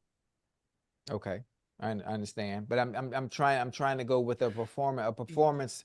I mean, obviously, but see, it's different, Ocho, because it's hand-eye coordination, right? And it doesn't help that. And you look at those guys, and you look at Bonds. Bonds won 3 MVPs, and he was 185. He won 4 or 5 Silver Slugger awards. And he said, they looking around and like, well, hey, y'all loving this, huh? Y'all loving some average guys hitting the ball out of the park, winning MVPs. Is that what you love? You love other average guys doing that? Okay, let me show you. Now, all of a sudden, he become Ruthian. Now, he said he didn't take it. He never tested positive. His guy, the guy that they tried to pinch, Anderson, he went and set that thing down on Club Med. Said, I ain't diming my guy out. He said, if y'all got something on him, y'all got something on him. Look, people didn't like Bonds. They didn't. And, I know people that's been around him say he can be a jerk. But there's a difference if we like you as opposed to if we don't. Because Mark McGwire ain't get the kind of criticism that Barry Bonds got. No? Hell no. The man coaching. The man was a hitting coach. They ain't let Barry Bonds. They barely let Barry back in the damn stadium. I don't know. And here's the thing, Ocho. In combat sports, you could kill somebody. Yeah, people have actually been killed in the boxing ring. Yeah, most definitely. That's why you don't. So it's a whole different ball game from hitting a baseball with someone's life. Life or death. I was comparing the performance enhancing part of it. Does it mean, well, if you take it away, does that change the fact that these individuals wouldn't hit home runs? Or if Ryan doesn't take the Osterman or whatever it is, does that mean he doesn't win the fight? I mean, is it really giving you that much of an advantage? That's all I'm asking. Ocho, you got to think about it. In the 100+ year history, I think the Cincinnati Red Stockings were the first. They started playing baseball in like the 1870s, late 1870s. Prior to what they did in 1998, there have been 2 guys in the history of the game hit 60 home runs. 2. Right. Babe Ruth had 60. Roger Maris hit 61. I think Sammy Sosa now has 3 or 4 60 home run seasons. Bonds has a 73. Mark McGwire has a 70. Sammy Sosa has how many 60 home run seasons? He has at least 3, maybe 4. When you had in the 120-year history, only 2 people. You only had 2. Yeah. Now, if you think about it, look at football. Ain't no records being broken. Now, if somebody all of a sudden jump out there and rush for 2,500 yards, I need to talk to somebody. All of a sudden, the receiver go for 2,200 yards, Ocho. You ain't going to ask no questions? 2,200? Yeah, you see? You see what you did? 2,200? Yeah, Hey, listen, exactly. listen, with the added on games, it's all possible. Sammy See, Sosa got that's why. three. Now let's, you know 60 what's on funny? receivers. Yeah. They tested me and I ain't take nothing. I mean, well, I did take stuff. Then, it was kind of an enhancer for me when I played. Yeah. You heard GDM? Yeah. What is GDM? Oh, hold on. You're not talking about you ain't taking. Oh, I think you're talking about. I would take in GDM. No, like no bullshit. They couldn't test it because the GDM what I was taking was ahead of the testing curve. Yeah, you know what GDM stand for? What does it stand for, Ocho? Goddamn McDonald's. They hadn't heard of no curve. And then Sammy Sosa not only took Roy, the man had a cork bat. A who? A cork bat. Man, I don't know what that means. What's a cork bat? His bat was corked. Okay, when the you ball cork jumps the bat, off the bat. Yeah. That means okay. More pop over the fence. Okay. But the thing was, Ocho, here's the thing. Baseball needed something to get the fans back into the stadium. Because remember, they struck and they shut it down. And the fans weren't coming back. They started coming back in droves when that home run chase. It was McGuire and Sosa. Yeah. And a lot of people was doing it because they weren't testing. And then they got holier than thou, and they didn't have no problem with it until Barry got the record. Right. Hey, boy. Hey, I can play for the Marlins right now, boy. Now that I think about it. Look at my technique. You can't see my whole body, but you can see I know what I'm doing though. What you think? No. You you scared of that ball. Who? You. Oh, listen, I hit 90, 100 mile an hour ball with ease, man. I got hand-eye coordination. How you think I tell you what, you won't even put your bat on a 100-mile-an-hour ball. Oh, you won't bet nothing? I go record it tomorrow. I go to the batting cage tomorrow and show you. You ain't gonna do it. Let's bet. We bet. Okay, bet. You won't put one ball in play. You might stick your bat out there and it go. No. You better do your homework now. Do your homework now. I can play some baseball. Don't do that. You ain't never played no baseball. Who? You. I played baseball in college. I almost got drafted. Yeah, to the military. No, to that. They were looking for a few good men. That was the only draft you gonna be a part of. Man, please. I mean, Ocho, the thing is that what you have to understand. Hey, that was a good one. Baseball is a sport. Like you can play, guys can play like high. You heard guys, well, like Elijah Wan didn't play basketball, but like his 11th and 12th grade year, maybe his 12th grade year. Right. And guys play 1 year of football. Right. Baseball, you better come up at 5 years old looking and seeing them balls. You ain't fit. That ain't no sport that you just pick up at 15, 16 and say, I'm gonna be appropriate. Hell no. Can I tell you something? Yeah. I respect every sport. And it kind of make me sad sometimes when you don't believe how good I am at certain sports. I believe you good. In high school at Miami Beach Senior High, I played baseball. I was considered almost going into the first round, but I chose to play football instead. I was a 5-tooler. No. I was a 5-tooler. I was a 5-tooler in high school. That's how good I was. What are the 5 tools? Dude, what you mean? What are the 5 tools? I was a slugger. Outfield, you couldn't get that. I would like Shea. I used to pitch too. I would like Shohei Ohtani in high school. I did everything. I bullshit you. So in other words, you can hit for power, hit for average. Yes. Yeah, I did everything. I was the catch throw. Catch throw, man. Listen, everything. I was a 5-tooler. Hey, no, I'm not. I promise you, I was finna get drafted to the Baltimore Orioles. Oh, Lord. Ocho, like I said, there's not. I mean, think about it. Think about how hard it is. There have not been a whole lot of guys. That's why you think people give Prime and Bo so much credit? Yes, sir. Because it's so hard to do that. Very. Kyler Murray. Kyler Murray was the #1 overall pick in football. He was the #8 pick in baseball. Yeah, that's crazy.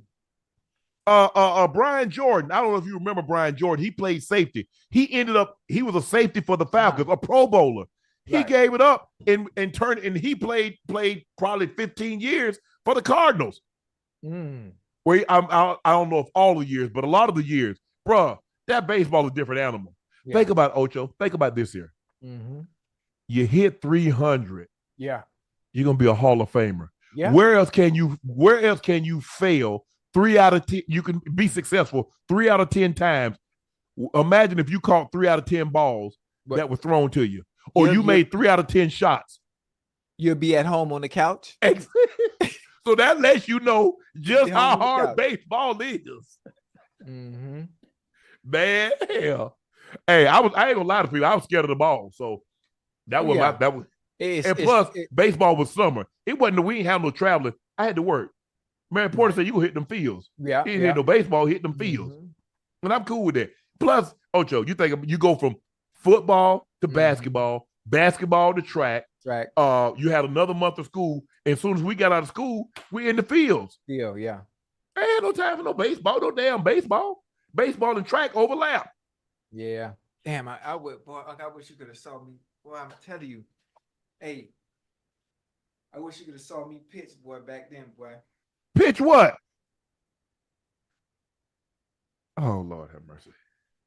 You heard me? Yeah, I heard you. Hold on.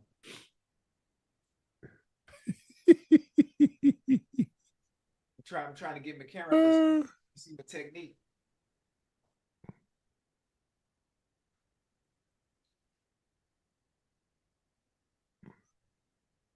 You see that?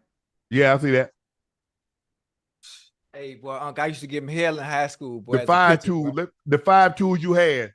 Hey, you had a lawnmower. Let me tell you how good. Let me tell you how good I was. Well, can I tell you the 5 tools you had? In the outfield, I was the only person in the outfield. You had a lawnmower. Yeah, lawnmower. An edger, a weed eater, a rake, a rake. Those are the tools. A blower. Those are 4 of the tools that you had. Man, it make you 5 tools. Lawnmower, a edger, a blower, a weed eater, and whatever else you wanted. Because those are the only tools that you had, bro. I'm telling you, man, you know, until you see it, you would never believe it. Some people say, I didn't know Ocho could play soccer until they saw it. Then they see me. I didn't know Ocho could play. I know Ocho could play tennis. Ocho, you kicking a soccer ball and actually being a soccer player, they're entirely 2 different things. Hey, do me a favor. Do me a favor. Are you going to the TST tournament? You're not going. No. So when you see the highlights from the tournament and you be like, oh shit, this motherfucker really know how to play. Make sure you give my credit.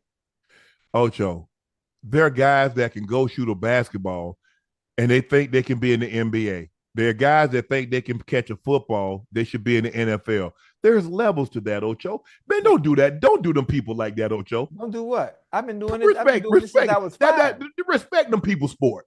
You can't play damn soccer. So I can't? No. See, I don't like when you do me like that. I don't like when you do me like realistic. That. Because I gotta keep you realistic. Hold on. So I can't play tennis either, huh? You see me play tennis? No, so you can't. Okay. No. Right. You're not returning one Just third. Because you can't do it don't mean I can't. Return what? Listen. Listen, Unc, there are clips of me doing everything you saying I can't do, which makes no sense. I tell you what, you not returning one professional tennis player serve. You said respect their sport, so I wouldn't be playing on a professional level then. So what are we talking about? We talk about just playing the game. Oh, yeah, I love it. Yeah, well, I can do that. I go out there, shoot hoops. I can do all that, yeah. No, you can't. No, you can't. No, yes, you can't. I can. Yes, no, I can. Can't. No, you can't. Matter of fact, I can go play. I can go play right now. I can go right now and make the Miami Open. Miami Open what? The Miami Open. In tennis? Yes. Right now, at 56, I can go play for Real. Matter of fact, I can go play for Napoli in Naples, Italy, right now, coming off the bench. No. Yes. You'll never see no action. Yeah. I'm going to see Ocho. Yeah. This man talking about Ocho. Yeah, because you said you was going to be able to play professionally. I'm talking about professionally. Oh, I didn't say professionally, though. I would just talk about it. I'm really good at the things. Oh, yeah, you go out there play them old people. There's a lot of old people down there. I don't play old people. I play the younger folk to let them know how good I am despite my age. Oh, Lord. Yeah, that's what I do.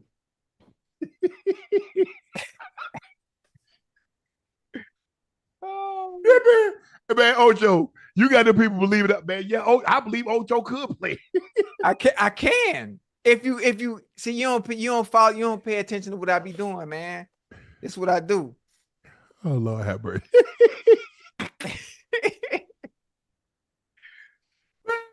Look, I was at a celebrity tennis tournament with Andre Agassi and Pete Sampras. Yeah, you not hitting that ball. Man, trust me, man. That ball. Hey, have you ever seen a professional tennis match? Have you ever? I go to the Miami Open every year, Unc. I know what it looked like, bro.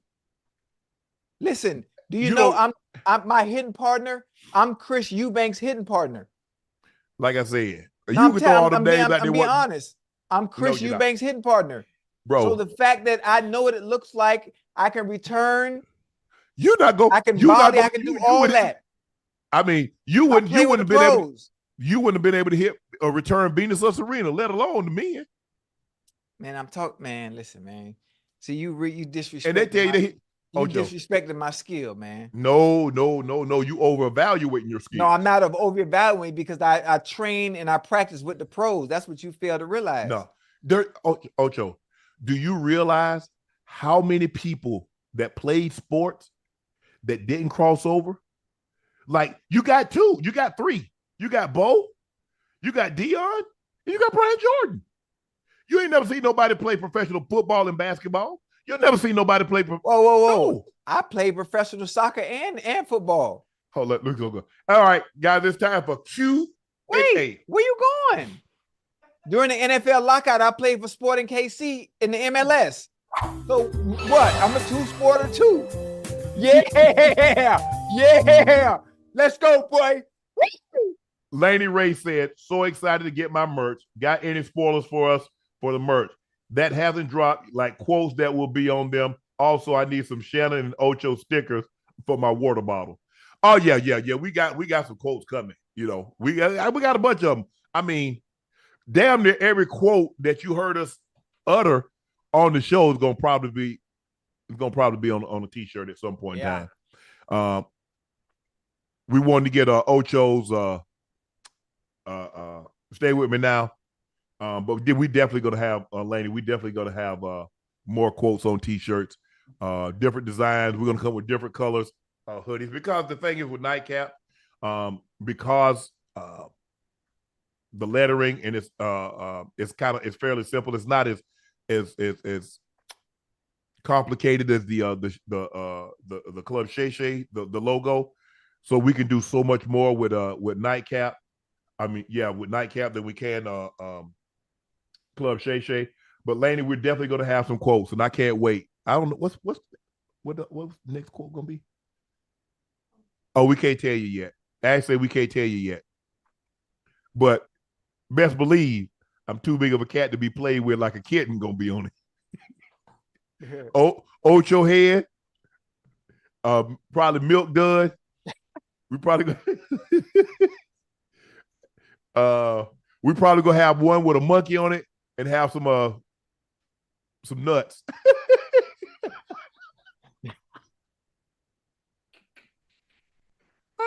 So we're gonna have the monkey with a pair of clippers in his hands and have the nuts.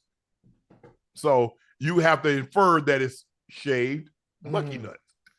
I like that. I know you would like some more bull jive. You like bull jive. Yeah. Probably the next one is I was hell when I was well, and I would lie for you before I lie to you. Oh yeah, those probably going to be the next two. I lie for you before I lie to you. That's hey, that one right there. That's from 1849. Sean DeBeer Lipsy said, who's the face of the Celtics? Tatum or Brown? Do you think they get along? I think they get along great. I would probably say it's Jason Tatum. Yeah. But I do believe they get along. I think they get along well. I think I think they hang together off the court and stuff like that? No. But I do think they get along well. Yeah, at one point, weren't they saying Jason Tatum was going to be the face of the league at one point? Yes. Yeah. Okay. So if you're going to be the face of the league, you got to be the face of the team. Right. It's kind of hard to be a face of a league when you're not the face of your team. Wouldn't you say? Yeah, you're right. So, yeah, I think I think it's Tatum, but I do think they get along. Kemper Norwood Jr. said, my question is, who's the finals MVP other than Jason Tatum or Jaylen Brown? I mean, if they win, it's going to be one of those. It's going to be one of those guys. Would I be shocked if Jason Tatum won it? Jaylen Brown won it? No, I wouldn't. Especially if he plays like he's been playing the first two rounds. Yeah.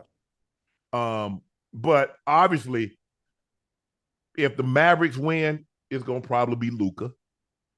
And if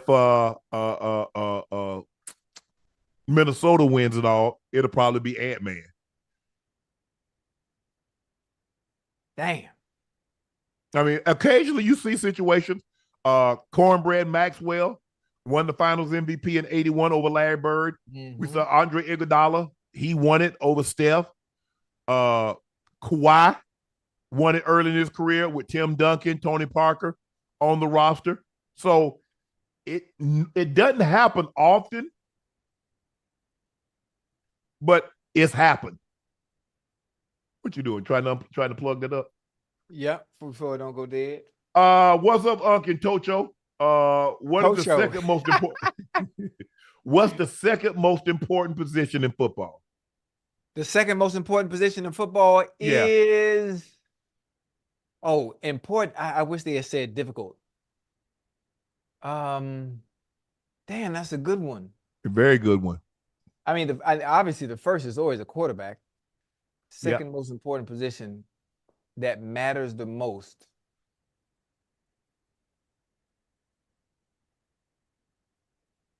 I wanna. Ooh, that's. I don't know. Well, you better you might be better suited to answer that one. Because no one else has the ball. No one else has the ball in their hand consistently enough. But who can affect the game? Who can affect the game more by the position that they play? The D tackle. I saw this earlier, and everybody gave some great responses. You know, some people said the wide receiver. Some people said cornerback. Somebody. Mm-hmm. All things being equal, I'll probably say a left tackle. I'll probably say the tackle. Oh, that's a good one. I was thinking. I'm not sure why I was thinking D tackle, because they can affect the game so much on the defensive end, the defensive side of the ball. Yeah. I think the thing is, because here's the thing, Ocho. I don't care how good my quarterback is, but if he getting hit in his back, he ain't throwing nothing. Right. I can't get the ball to Chase. I can't get the ball to Tyreek. Mm-hmm. And I mean, if you said O-line, D-line, but it's got to be specific. It's got to be a DT or because look, the center is important, but give me a left tackle over a center. Yeah. And I would take now, if you're gonna take LT out of the equation, I ain't taking no defensive player over LT. Mm. But if you tell me I got to take any other defensive player, I would take Aaron Donald. Makes sense. Definitely makes sense. But it's close to it. Hell, it might vary from game to game. It might vary from game to game. Mm-hmm. Jacob Motor said, Unc and Ocho, big fan. I hardly hear y'all speak about y'all father, and I'm a daddy's boy, but I haven't spoken to him in almost a year because XYZ. Can you guys talk about your fathers and how should I go about my situation? Jacob, I only saw my father one time in my life to actually know who he was. Actually, I saw him twice. One time he knew who I was. The other time he had no idea because he was lying in a coffin. Mm. So I don't have a whole lot of experiences dealing with my father because once he and my mom divorced and they broke up and we came to live with my grandmother my grandfather in 1970. He came, I think I was in the he came in 73. I was in kindergarten. He came in 73. And then the next time I saw him was 81 and he had passed. But I do think about my father. I think about I thought so much about my father, and I respected him even though I didn't know him. I named my son after him. My son has his name. So I didn't have the relationship that I wish I could have had with my father. So he could have saw what my brother and I became, how we conducted ourselves as men. I know he would have been proud. But I had my grandfather was in my life for 9 years, almost 9 years. And so I have a better recollection of my grandfather, not so much of my dad. But that's why I don't really speak about it, because I don't really have a whole lot to speak about.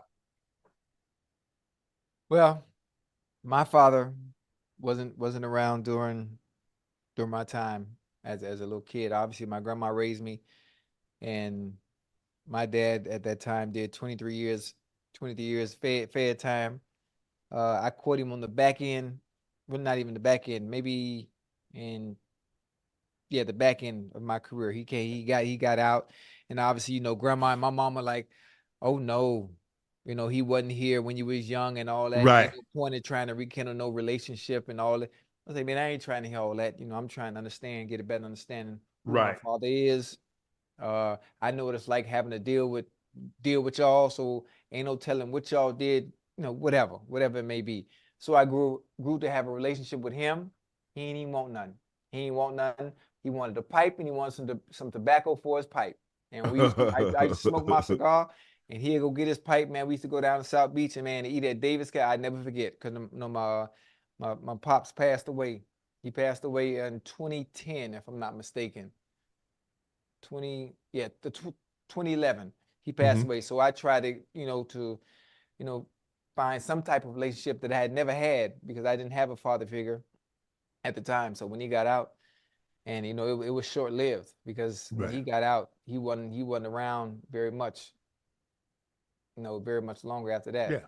And so it's hard for me to really have an answer for you as well. But listen, whatever you do, rekindle that flame any way you can, because my mama's gone, sure. my daddy gone, my grandma not here, and at times I really wish they were to hear, to talk. Yeah.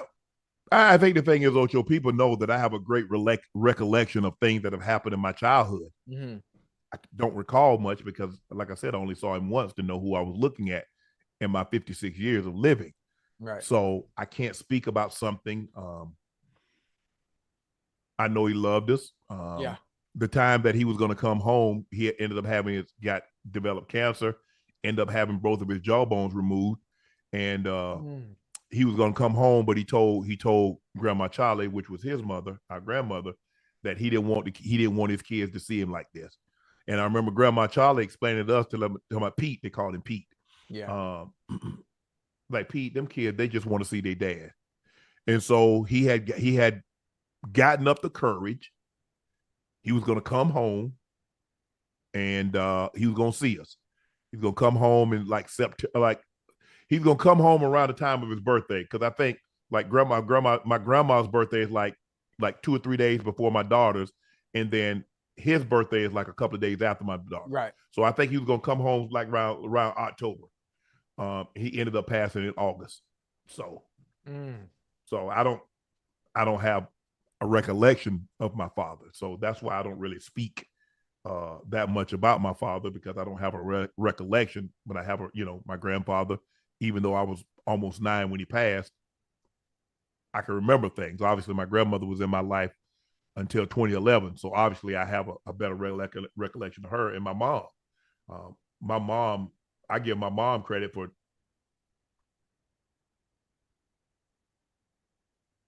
doing what she knew she could, which was give us what my grandmother gave us. And it takes a special kind of person to do that, because sometimes the best decisions don't involve you. And so I thank my mom for that situation, trying to raise two boys on the south side of Chicago in the 70s. Probably not going to be what we became.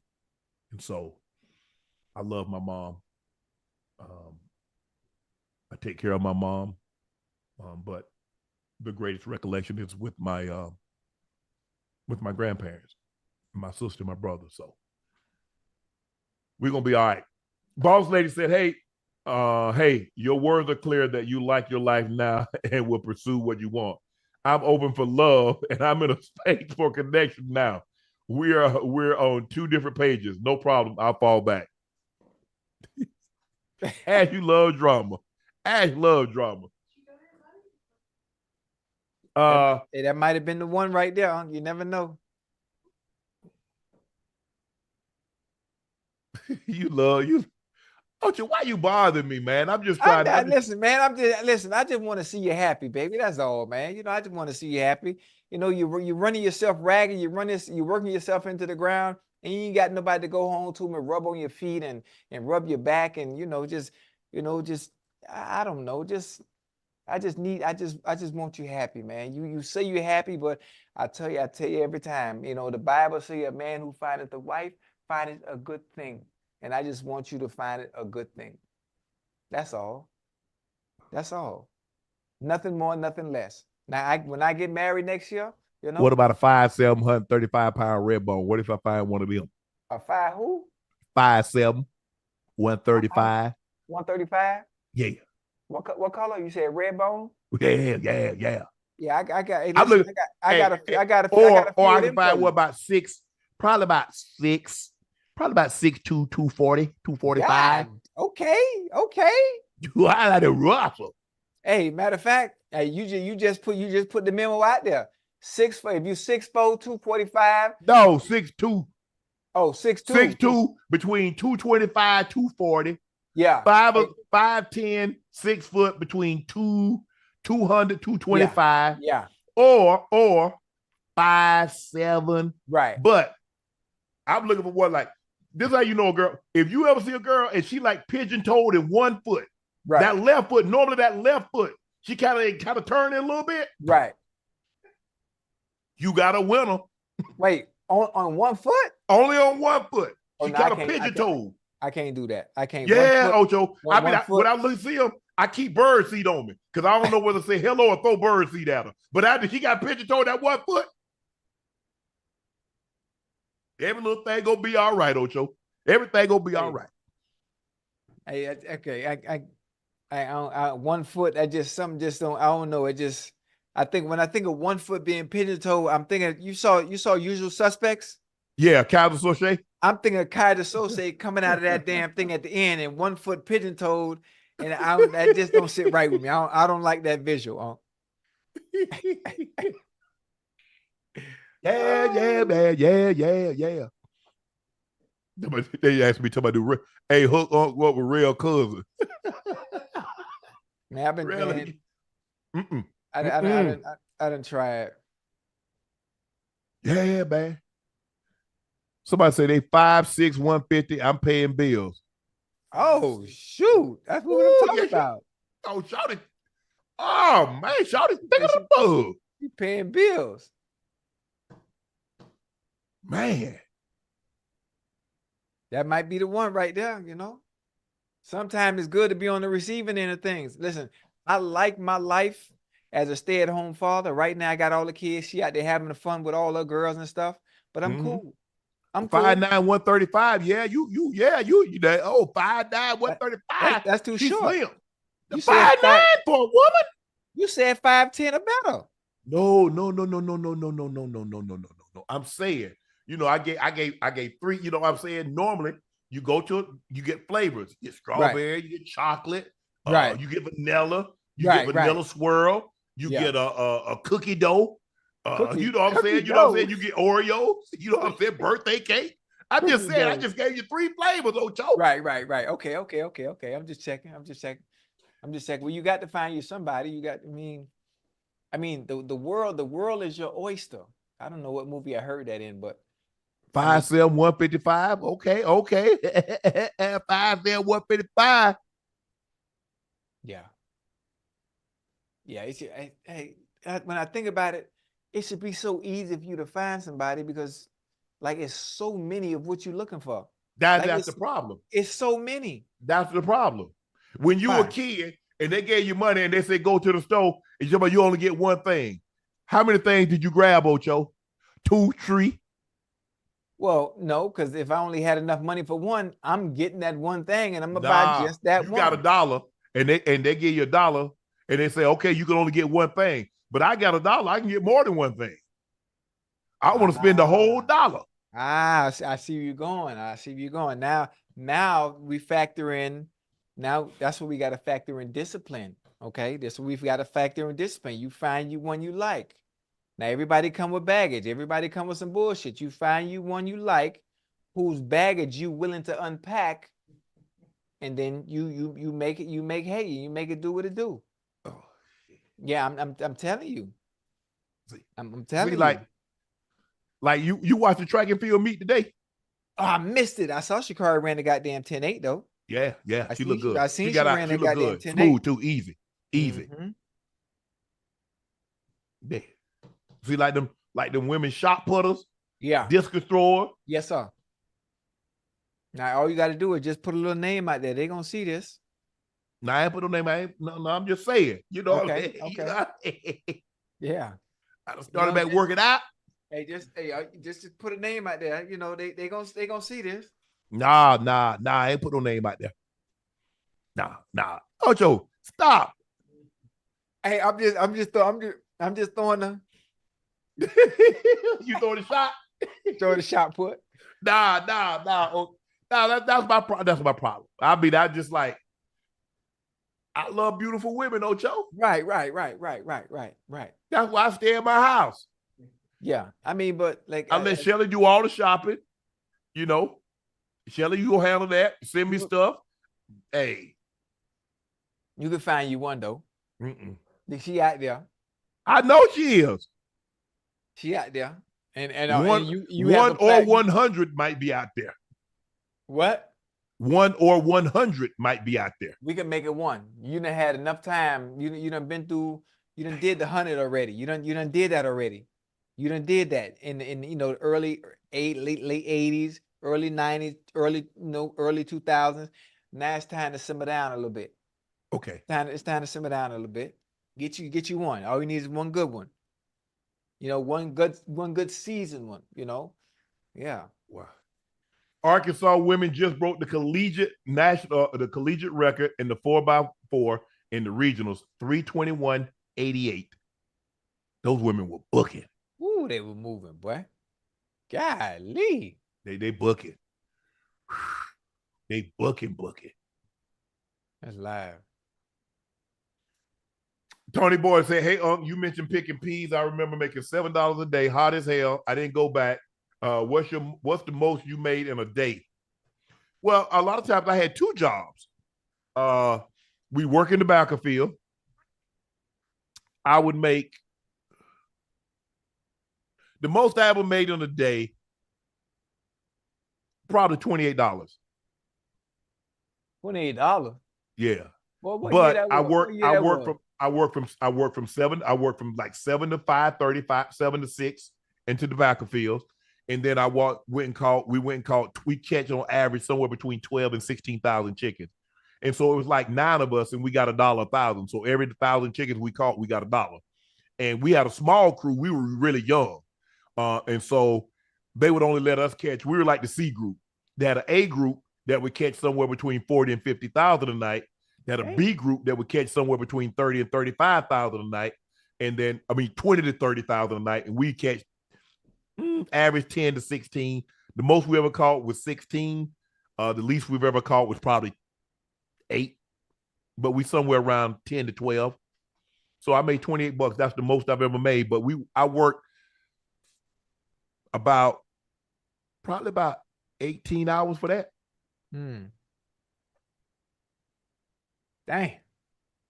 Well, I had to get it. Well, I but I was dressed to the 9. They tell you quick. O'Shea kept Izod on him.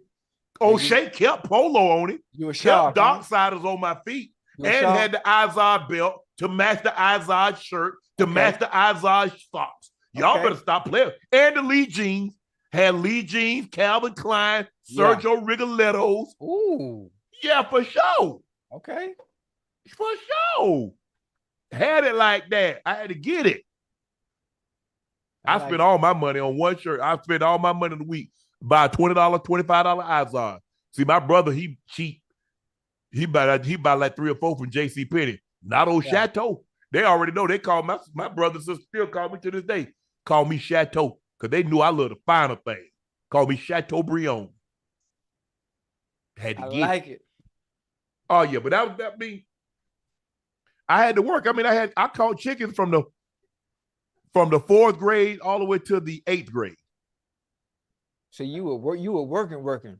Yeah, I'm saying that was during school year too. I caught chickens during school. Well, you know what? I worked during school year. You know, my sophomore and my junior year, I was at McDonald's on 62nd Street out here, right here by Edison. Yeah, out here in Miami. That's how it all started. Then when I was at college at Santa Monica, before listen, the money was slow, man. Before I had to go do that you know what. I was at Kookaroo. You know about Kookaroos? That thing sound familiar. Yeah, in LA, man. I worked at Kookaroo Chicken and I worked at KB Toy Store in Crenshaw Mall. Man, that money was too slow, That money was too slow for what I was trying to do as a young fella in college, man. Yeah. I will take you back. You want to go catch chicken? Let you see what it's like to catch chicken. Me? Yeah. Oh yeah, I'm man, ain't nothing, man. Catching chicken's easy, man. 3 in one hand, 3 in the other. Oh, that's easy. Right around the neck? No, you gotta by their feet. Y'all doing by their feet? Yeah, okay. Yeah. That ain't 3 in one hand, 3 in the other. Now you gotta understand now, how old am I? I'm 9. I'm 9 in the 4th grade. 9, 10, 11, 12. So I did that until I was like 12 or 13. Yeah.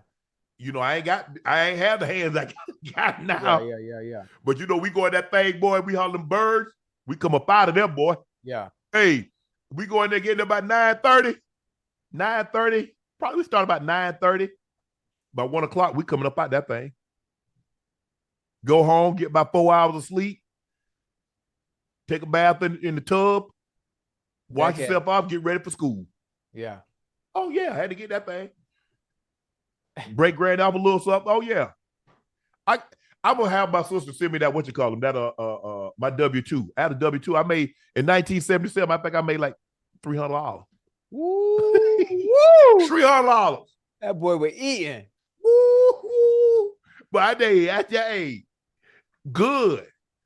Made 300, you know, had a little store credit, get me like 400 or 500 buns. Man, I love honey buns, Ocho, man. Oh, listen, who you telling? I told you that's a delicacy out here. No, well, I don't know where y'all from, but for me, I put that honey bun in the refrigerator, in the microwave. Yeah. By 10, 11 seconds. Yeah. Man, don't play with me. Don't even play with me. That truck driver. What? We call them truck driver steaks. Truck driver steak? Yeah, we tried the truck driver be tearing them things up. Yeah, man, you get them a honey bun, Vienna sausages, and a Coca-Cola. Yeah. Oh, hold on. What you know about the big Texas cinnamon roll? Oh, yeah. with the purple wrap? Man, yeah. You warm it? Man, listen. Woo! Let me take my glasses off because I'm bringing back memories and I'm about to cry. Hey, you know about Zingers? Remember Zingers? What are they? Man, Zingers is they have chocolate and they have vanilla. Zingers. Moon pies. You probably I love moon pie. Hey, moon pies? Yeah. See that marshmallow, that yellow one, that yellow one. Yes. That yellow one. Yeah. Woo, ain't nothing like a moon pie. I don't really the chocolate one okay, but it's that yellow one. Yeah. Hey, zebra cakes. Oh yeah, I mess with them zebra cakes. Actually, I got me some oatmeal pies in there right now. I got some oatmeal. I got oatmeal pies. Hold on. Remember oatmeal raisin pies though? Yeah. Oh yeah. With the raisins on them. Yeah, them little throwback. Yeah. Oh yeah, for sure. Oh man, it's been some. Man, I use all the stuff I used to eat. I used to eat that stuff, Ocho. I ate a many times. I said, Lord, please don't let me eat this when I get grown. every so often. Ocho eating Every sardines. so often. Sometimes I just buy it just to like open it like sardines. I bought the sardines, and then they came up with the sardines with the mustard sauce in it. Y'all know y'all know what I'm talking about. And I was just like, Lord, sardines and then saltine. I was like, Lord, please. The vine sausages. Yeah. I said, Lord, please, man.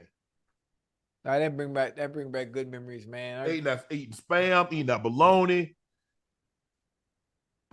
Damn, I eat some squirrel and rice right now. Somebody cook it. Man, don't mention nothing about food right now, boy. I'm hungry. I ate one time today. Hey, who know about catching chickens? I'm gonna take Ocho. I'm gonna see if he can last. He always talk about he could do something. I give him an hour. Anything I say I can do. Trust me. I give him about an hour. Then back go lock up. Lock up? Yeah. Because you got to bend down to get the chickens. You ain't used to bending down like that no more, Ocho. Well, yes, I am. Oh, Lord. Hey, you know what? We might do a thing. I'm gonna call the people at the Claxton Portrait Plant. Yeah. I'm gonna say we want to do a reality show. Listen, if you let me out there, give me some football cleats, and you don't need no football cleats. You don't have no football cleats for no chicken house. No, I need to move. I got to move fast. Because I'm in an hour. I could probably bring in about 20,000 chickens in an hour. Ocho, you know how this works, Ocho? You go in at night, you open it at one end, and you take a flashlight because chickens huddle together. Right. So they're easy to catch. Right. But it's just the constant repetition of bending over and picking up 3 birds in one hand, 3 birds in the other, and walking them out and handing them up. Yeah, that's You're easy. not used to. That's easy. that's easy. Cause I ain't gonna. Boy, I used to. Never mind. I ain't gonna. That ain't the platform to be talking about that. But it's not as easy. It's not. Well, I know it's not easy. I did it for like 5 years, so I know it's not easy. But we gonna get it done. We get it done. I'm ready. We get it done. Thank you guys for joining us for another episode of Nightcap. Guys, I know I haven't been asking you as much, but please make sure you hit that like button. Please make sure you hit that subscribe button. That would greatly, greatly help us. We really appreciate the support that you've shown us. So thank you. But please make sure you hit that like button and make sure you hit that subscribe button. Thank you guys for selling out my Shea by Laportier. We're taking pre-orders only. We're fulfilling all back orders. We're going to have that situated in the next 5 to 7 business days. And so, guys, we're going to still put the link up probably the next week or so. We're going to put the link back up so you'll be able to order it and you'll be able to get it. And it will not be a situation where you have to wait a month or 2 months in order for you to get your order. Thank you so much for your patience.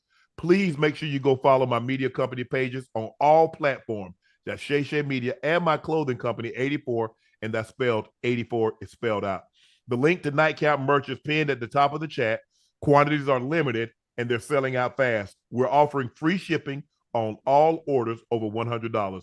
And to show you the appreciation that Ocho and I have for you, we've created an additional 20% off. Use the code UNC.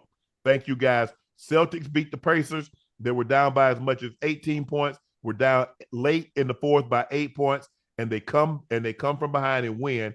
And now the Pacers are down 0-3 in the conference finals. Celtics are up 3-0 with a chance to close out on Monday. I'm your favorite Unc. Thanks for joining us for another episode of Nightcap. I'm your favorite Unc, Shannon Sharpe. He's your favorite number 85. He's a route runner extraordinaire. He's a Bingo Ring of Fame honoree, a legend, a Pro Bowler, an All-Pro. He's Chad, Ochocinco, Rosado, Johnson. Thank you for joining us. We'll see you tomorrow.